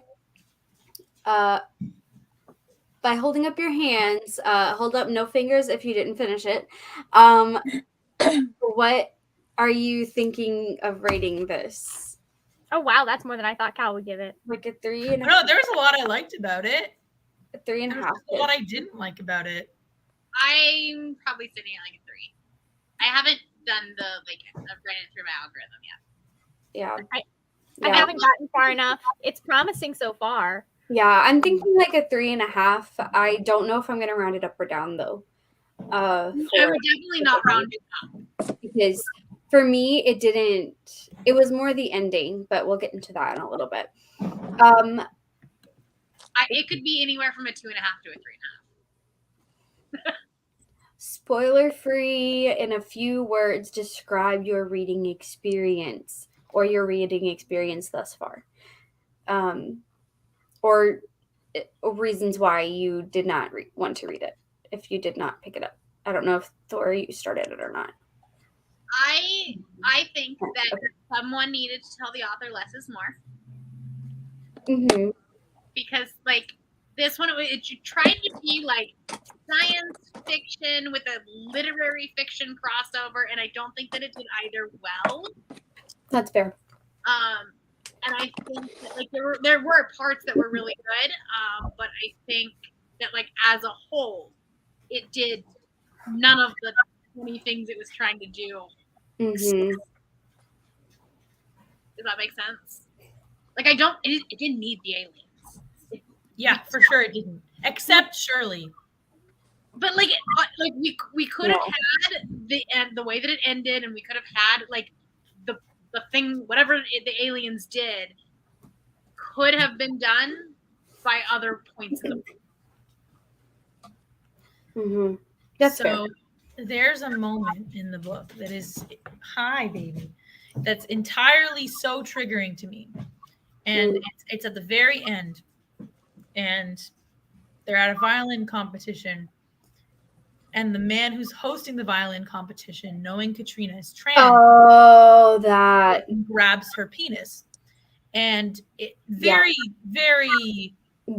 like startlingly triggering to me. Like, it was awful because Katrina is just out of nowhere, a child, literally came out of nowhere too. And there was the suggestion that because Katrina has done sex work before, that it's not as upsetting to her as it could have been, which I was like, oh, nope, she's done consensual sex work before, so like, what the fuck? A big difference. And then the second thing she says is, cocksuckers will be cocksuckers, and my brain went, whoa, because that implies that gay men are predatory, right? Like that men who like to suck dick are just gonna grab young children's penises, or that she would have been actually just like whatever about it.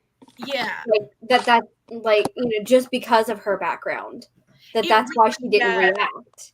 And I think like I would have never thought that the book had homophobia in it because of like the tenderness between the female relationships. But then at that, and like the insinuation that like queer men or like men interested in trans people, or they're like men interested in dicks, were like predatory. It really bothered me. So my only thing with that, like that part, and I get where you're going with that, but I think that she was just so jaded at everyone at that point. Yeah, she kind of made that comment. It was like it should have been up to the author to challenge that at some point, because like I get that could have been an internal monologue of hers, because she had dealt with so much transphobia up until that point, and like really just hated men. So like I get where in it, but it was just it felt. My thing is that moment did not need to exist in the book because of the fact that there was no reason leading up to it for it to have made sense, and there was no follow through. Yeah, there was no fallout from it. It literally just happened, and like and then it was done. It was just like one more thing in the book, and it made no difference. It's just trauma dump on this poor fucking kid. Right.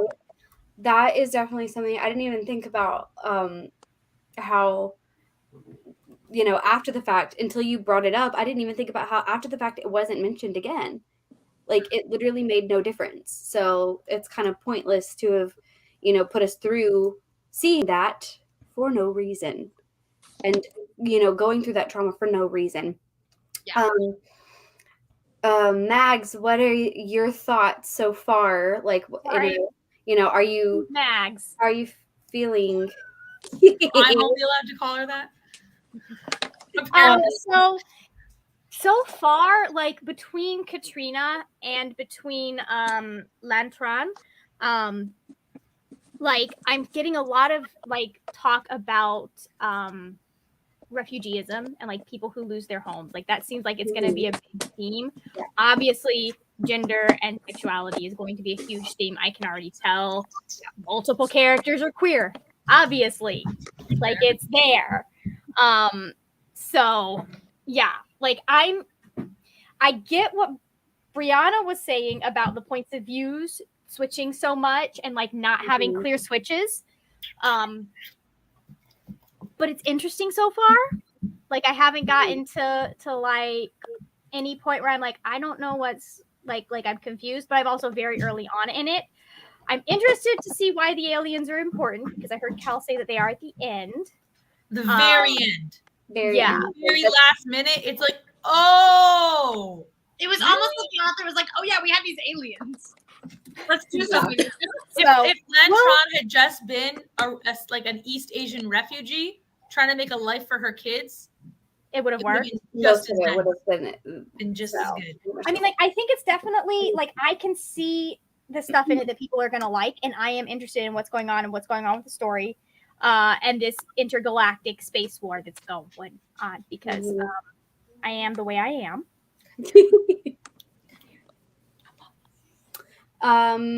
Thor, do you have anything you'd like to share on why you didn't feel like picking it up? Was there anything about it that didn't call to you? Face. I'm not.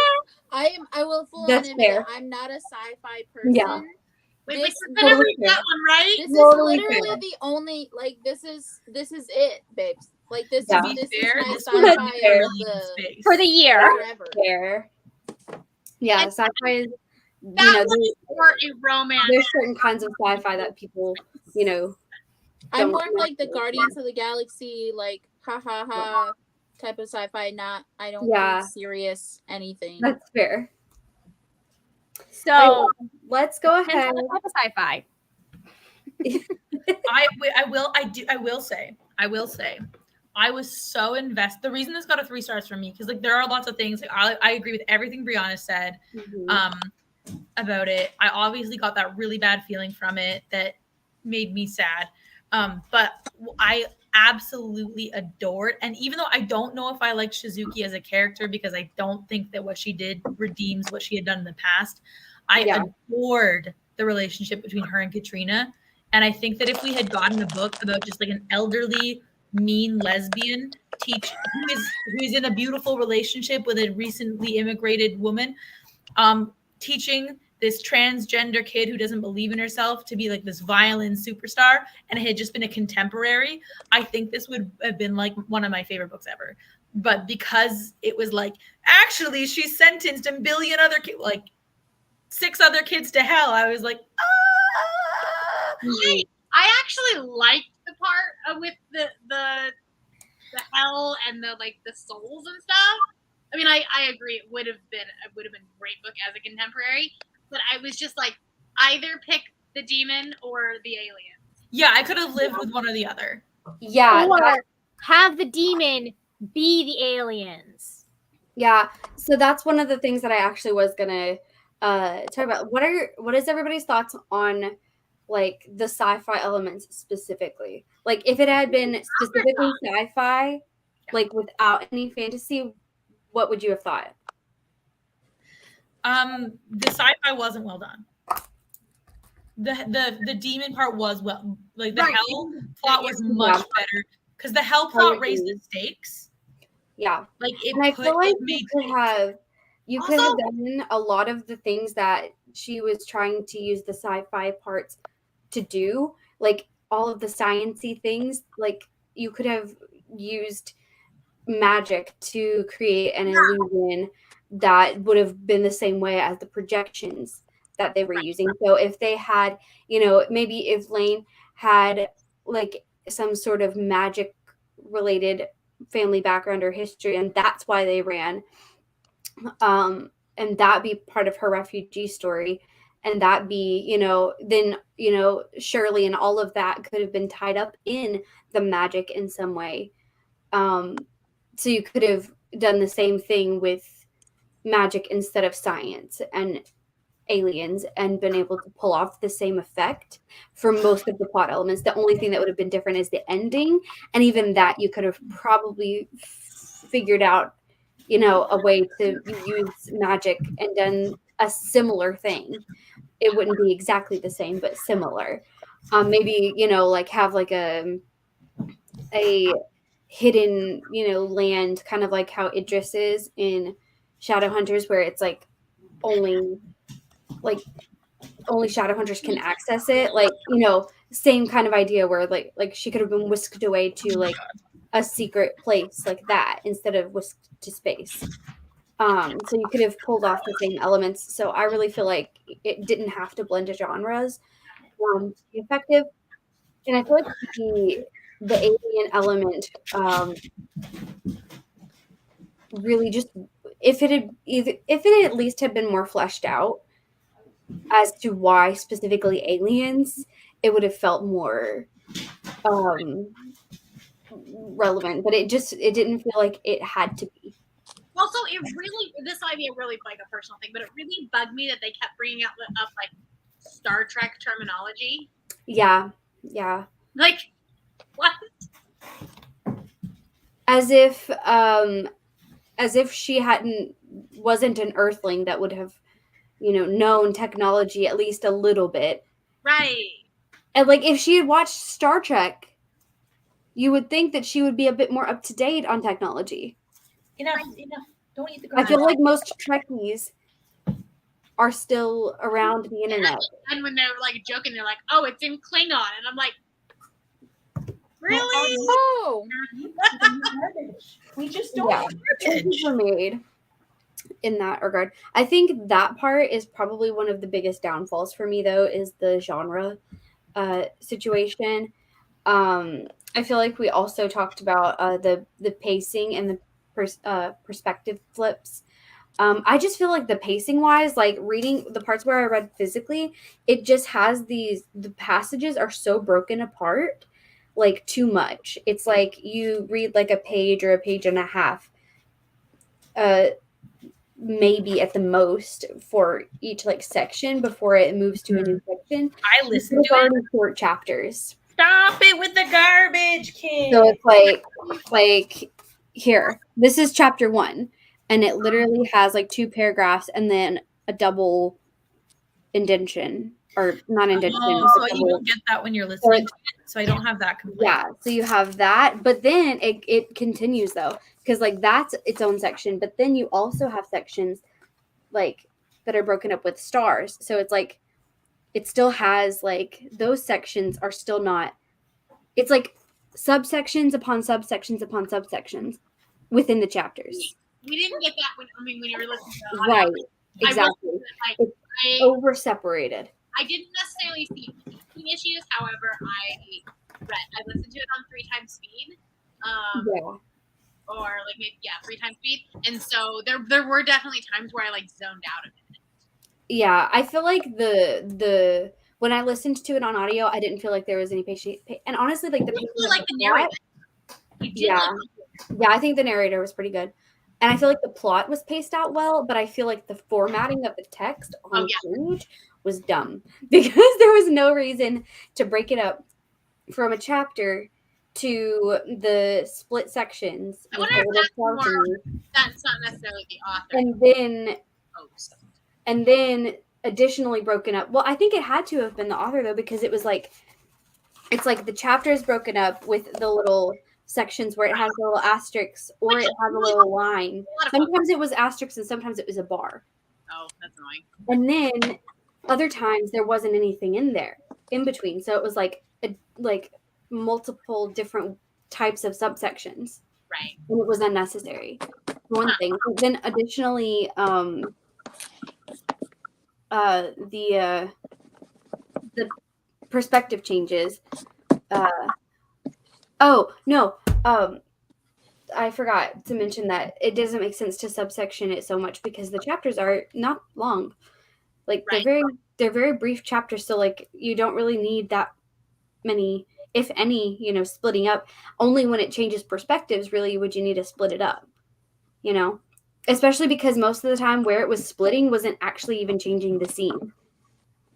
So if it was a scene change, that'd be, it would make sense, but it was just making sections for the sake of fun and section making, I guess. But that said, the POV thing, I definitely do feel like was too much. Because, like you said, it wasn't clear. We should have only done characters' heads. Yeah. And it could have gone back and forth between chapters. Or even like, break it up within a chapter just Right. for that. But not like 5. Yeah, agreed. Oh wow, 5 people. Because so far we're like in 3 people's heads, and that's a manageable amount. It might Yeah, be. we have quite a few people's heads, and I feel like too that one of the things that I feel like is going to be either make or break this book for people is the amount of music related jargon and conversations. Like, as a musician, that doesn't bother me. It doesn't bother me how much detail it went into on. Yeah, it doesn't personally bother me on how much detail they went into in Lucy's perspective. Lucia's, she was the one working on the instruments. It didn't bother me how much she talked about like the specifics of how, different details affect the sound of an instrument, because I literally live and breathe instruments all the time. Like, I literally talk about it sun up, sun down with my family because it's just a part of my life. So it doesn't bother me, and it didn't bore me because it's conversations that I literally am in all the time. Like, I literally have these kinds of conversations in and out my life. So, but I can see very easily if you're not interested in music, or if you don't care about instruments specifically, then it would not be interesting to read a few paragraphs about that. So I feel like that could be something that could drag it down for people and like slow it down and make it less interesting for some people. I don't know if anybody else felt that way, but I just, from the perspective of a musician who wasn't bothered by it, I feel like it would bother other people who aren't interested in that. That's just me. You would like XOXO by Axie Obri. There's a lot of music stuff in there. I'll have to check that out. And it's really well done. Music that understands nothing of theory or technicality or stuff. So I was just like, I assume that's right. Sure. Yeah, see, that's what it's not like super interesting. I feel like it doesn't bother me. Yeah, it's like it's there, but it's not like propelling the story forward necessarily. So I feel like it could have been like. The only thing was that I almost didn't believe it that she was that good at like mirroring. Yeah. Like, I know that is a skill, but it seemed like she improved so quickly just by mirroring, and it was like brought that up to fantasy, and it was a chosen one trope. Yeah, I almost had to suspend my disbelief of like, I'm like, when I learn new skills, it takes longer than that. Yeah. Not that it's a new skill. Clearly not like other girls. Well, I think from what I kind of got the impression is that she actually like it might have been something she was good at before her dad made her stop her lessons. So that might have been something that like there is still some memory there, because if she was like a prodigy as a child, there's still going like the level of skill she might have been able to achieve at a young age might be different than like a kid who's just taking violin lessons. That's true. Yeah. Okay. two other things that I made notes about. Oh, I'm sorry. Relationships. Who do we ship? Who do we not ship? And what do we think about developments? I ship Shirley and Katrina. Oh, that would be so cute. I love it. I didn't even think about that. And Shirley with happiness, and Shirley with humanity, and Shirley with being called a real daughter. That's all I ship. True. I honestly didn't care enough about any of the characters. Yeah, that's Like, fair. That's fair. What do we think about the whole what's her name? Suzuki? Yes, thank you. And Lane, they're like weird, like I thought they were dynamic. sweet. I thought they were sweet. I could have like dealt with it progressing further. Like at some point, Yeah. I was like, "Are you gonna like fuck maybe?" Not that they have to for it to be a real relationship or anything, like not that at all. But I was just kind of like, maybe it would be nice if you two had sexy, but I don't know. That's just me being like, Is this a YA or is it an adult book? That's what I think it's shelved as adult. Yeah, that is another thing. It And does feel very YA, other than like the how it talks about sex work. yeah, right, I feel yeah, like- it feels YA, and then that happens. Like, The conversations about sex work, I feel like, are very much the thing that makes it adult. But without that, it's definitely a YA book to me.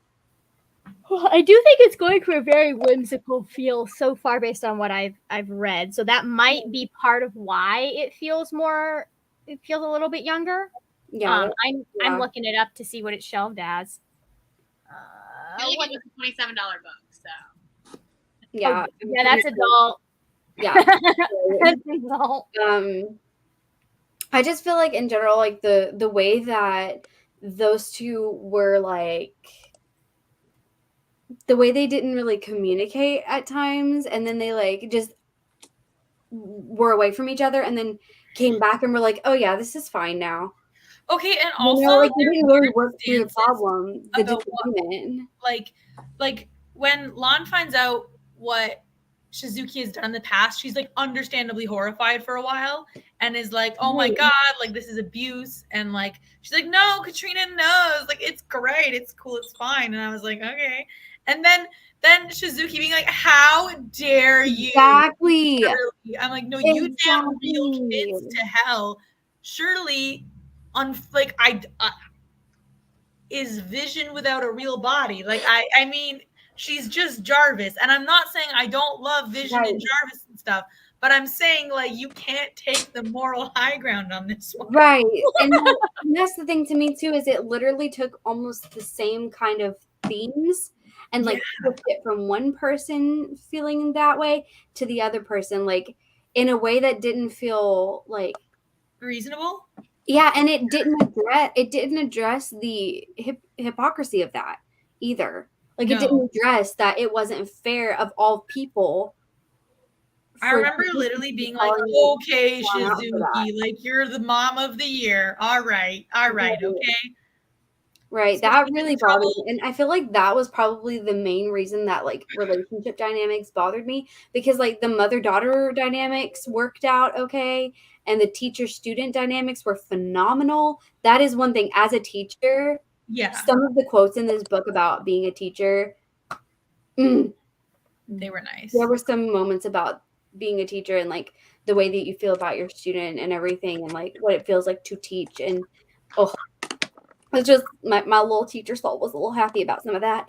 But like those dynamics were okay. And like Astrid, even, Astrid's presence and her relationships with everybody, she's a sweet bean and I love her so much.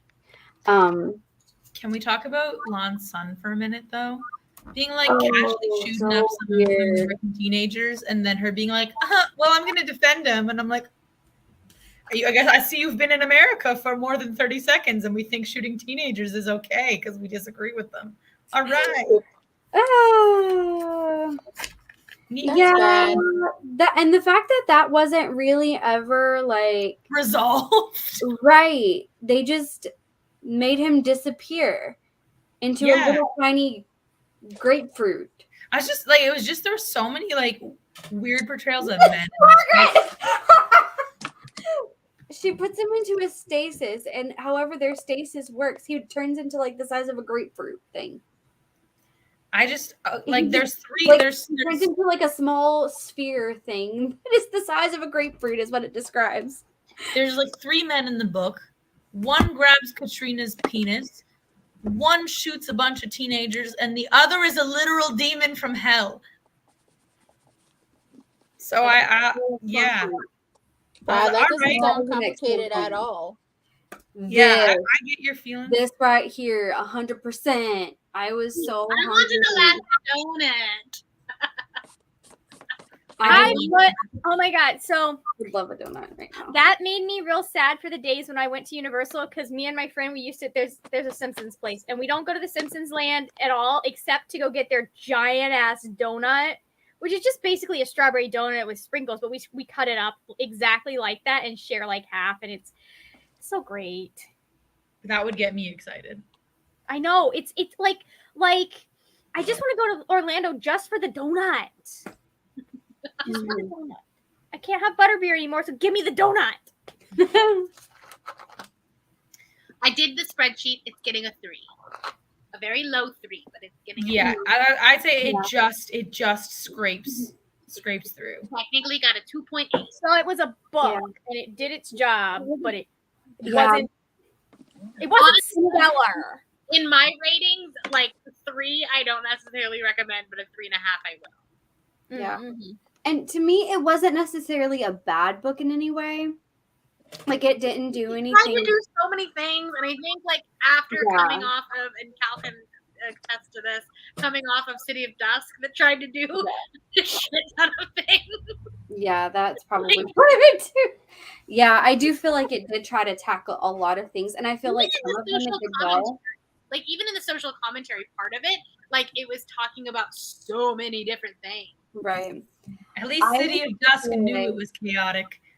Yeah. City of Dusk, I think, did accomplish some of what it set out, a lot of what it set out to do, and then like what it didn't accomplish, like did it not accomplish it, or is it just we're saving it for the next book?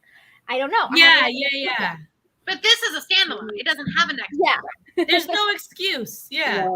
I feel like if it had been a straight up fantasy, it would have changed the dynamic so much. Even if it was like a contemporary or like a literary fantasy, like if you never tried to do that. Right. I just want the queer violin teacher-student dynamic. I don't give a Yes. shit anything else, and I want a separate book about Shirley. Right. Yeah. But Yeah. like, I mean, I will die on the hill that the aliens did not need to exist. Yeah, I just feel like it added stuff. I that we would didn't- have compromised at the demon from hell, but Yeah, and I feel like too, if we had done that, then we could have built maybe some more on Lucia's story. A little yeah. bit, maybe put some more on her end and drop the aliens. Because honestly, when we Everything we got about her was just her history with her family of feeling rejected, and then her actually actively working on instruments. That was I think really I dissociated at all her chapters. So she kind of got gypped, I feel like. honestly, when we got to her last chapter, when they were like, when he was like, you know, I'll tell you the story, and then that'll be payment. I was like, oh yeah, she is a character that existed. Right. Yeah. Now that. I feel like she had potential to have been like a stronger character, and if you drop the aliens, you would have had space for that. Yeah. And also, last thought, the whole thing about the donut duplication thing really stressed me out. Like, just replicating donuts to be identical rather than like actually cooking them. They're all gonna get cancer from those donuts, okay? I think they were gonna get cancer from it anyway. Like that whole thing being so much of, you know, a part of the book. While I understand that it does focus it into the idea of it being, you know, art for the sake of art rather than, you know, just for the sake of surviving by making more donuts to sell. No, like I feel like it tried to like go that direction. I feel like, you know, we already had so much going that you could have told that story or hinted at that kind of theme staying within the lane of music. I just couldn't bring myself to care when there was a very real kid who is like facing discrimination and like Right, like it was kind of sent to hell. yeah, it was kind of a thing that was like, you know, if you want to hint at that kind of an idea, maybe go at it from the angle of, you know, staying within the what you already have going on here instead of adding another layer over here Yeah. on this subplot that you haven't done Which yet. is why you make it so the demons are actually aliens. They're You know all what, Margaret? connected. I And Sure. I will make it better. I think it was just that the author tried to write 3 different books and just Yeah, agreed. and instead of 3 separate books that would have made her more money, she was like, for one book? Maybe? it was like they just tried to layer the Yeah. different parts of the Mhm. books. Yeah. I don't know. It's just a jumble. But I love Katrina. It was a I very feel like this author has potential as well.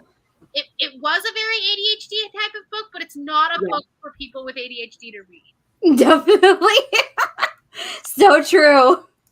It definitely wasn't a book for me because I don't like the like whimsical non-explanation-y stuff where it's Yeah. just like, oh yeah, so we came to Earth and we took over a donut shop and we're cloning donuts. And I was like, Yeah. But why? I don't even. Well, I let's get this. honestly wouldn't even call that whimsy. Like that was just kind of lazy writing. it's hard for me to know which is which. Like whimsy still has a point. Addie Does it? LaRue is whimsy. I can't figure it out ever. I mean, you liked Addie LaRue. That's whimsical. Yeah, but that was still like really grounded in like, Right, because it had a point. yeah, that's fair. Yeah. I didn't like any of the Sean and McGuire stuff. I'm like, oh God, shit. Ugh. So I'm guessing you're not an Alice in Wonderland type gal. You know what? There's a Love that point kind for of Alice in movie. Wonderland, and it is to take a lot of mushrooms and turn it on. And then I love Alice in Wonderland because that girl is on shrooms. She's like, how the fuck did I get into this forest? Oh yeah, I'm high. Okay, let's keep going. That is her, and that is what it's like being on mushrooms. You consistently forget that you're high. They're like, what the fuck is going? Oh yeah. What's wrong? Oh, I'm When I high. watched that for the first time a couple years ago, I was like, I'm so glad I did not see this as a child. Like, I just know I wouldn't have been allowed to watch it. Watch it on drugs. I swear to God, it's really Well, I fun don't on take drugs. drugs. Hmm? I don't take drugs. Then never watch it again. There's no point. Okay. You know what? If I do watch it again, it'll be with you on shrooms. Yeah, get me really high. Watch me watch it, being like, Alice, how did we get here? No, I mean I'll do it with you. Because that's how I know I'm safe. Okay. The only thing to remember is if I dislocate my shoulder, I won't notice. How will I know? I have no idea. Just check the Probably weekend. the giant Right. crack from the shoulder dislocating. The pop. We'll just put you in a very comfy couch and not let Doyle sit on you. You only What do we'll the do Canada. is we will literally strap your arm to your body so there's no chance for you to dislocate. it. But I literally did. The last time I did shrooms, the whole time I was like, we're gonna sit like this. Just hand up the armpit. We're gonna sit like this. Anyways, Alice in Wonderland equals only for drugs. Every Heart a Doorway equals I don't care. And this was like, But I would not have classified this as whimsy at all. Yeah. As someone who reads a lot of whimsy, it's not. it all reads the same to me. No, this was just maybe pretending to be whimsy, but not doing it well.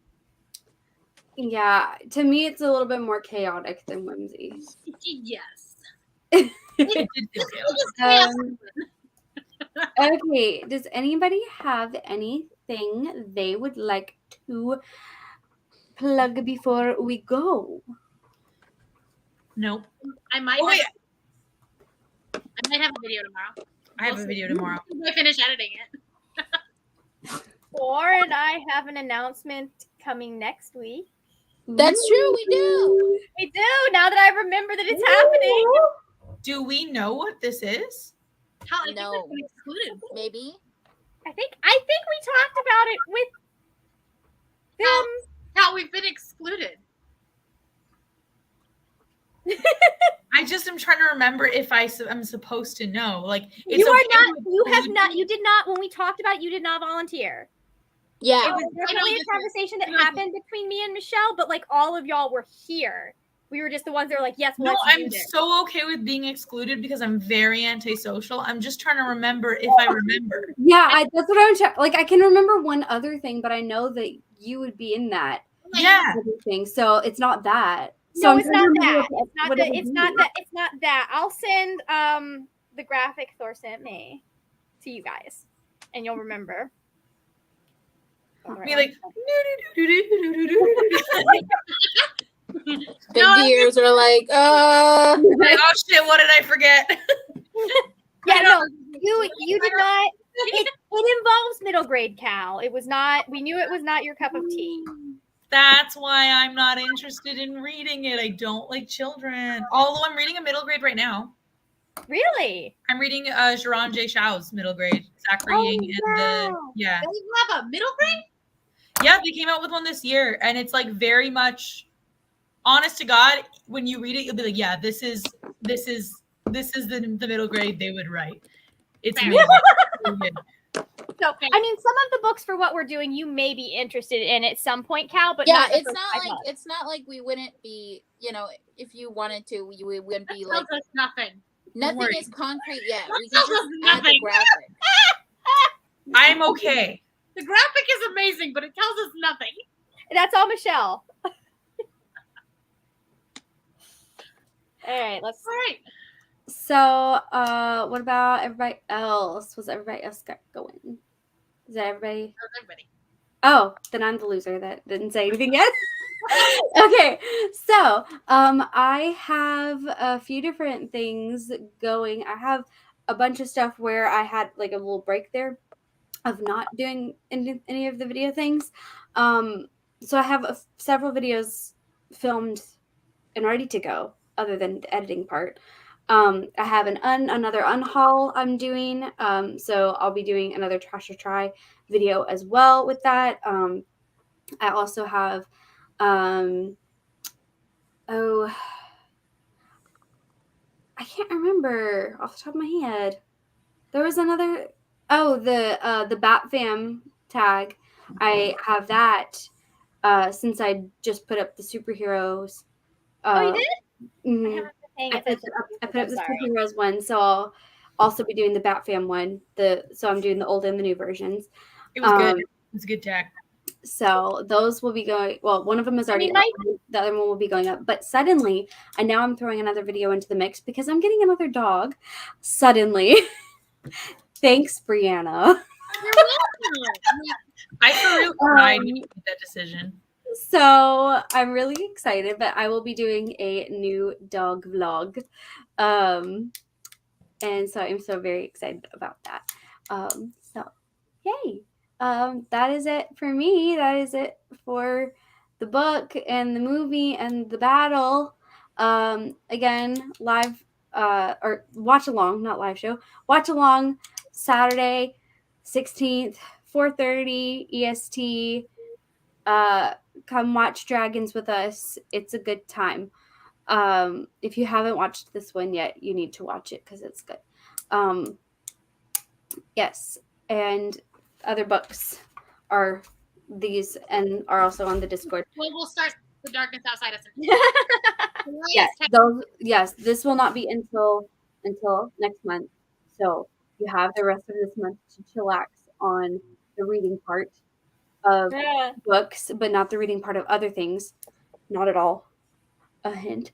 I need help because I have 2 books for my book club that the live show is beginning of August, and one of them is nonfiction. You got 2 weeks. You can do it. It seems like a Because Margaret. I only have You are never strong. got You are mighty. You got Every this. Poppy You are War- birdie and you are nerdy. You can do it. Oh, do Poppy War on audio. That's actually a really good audiobook. I All probably right. will. Okay, is that it? Are we good? Are we good? Yeah. Okay. Thank you guys so much for watching. Hope you have a great rest of your day and night, whatever time it is for you.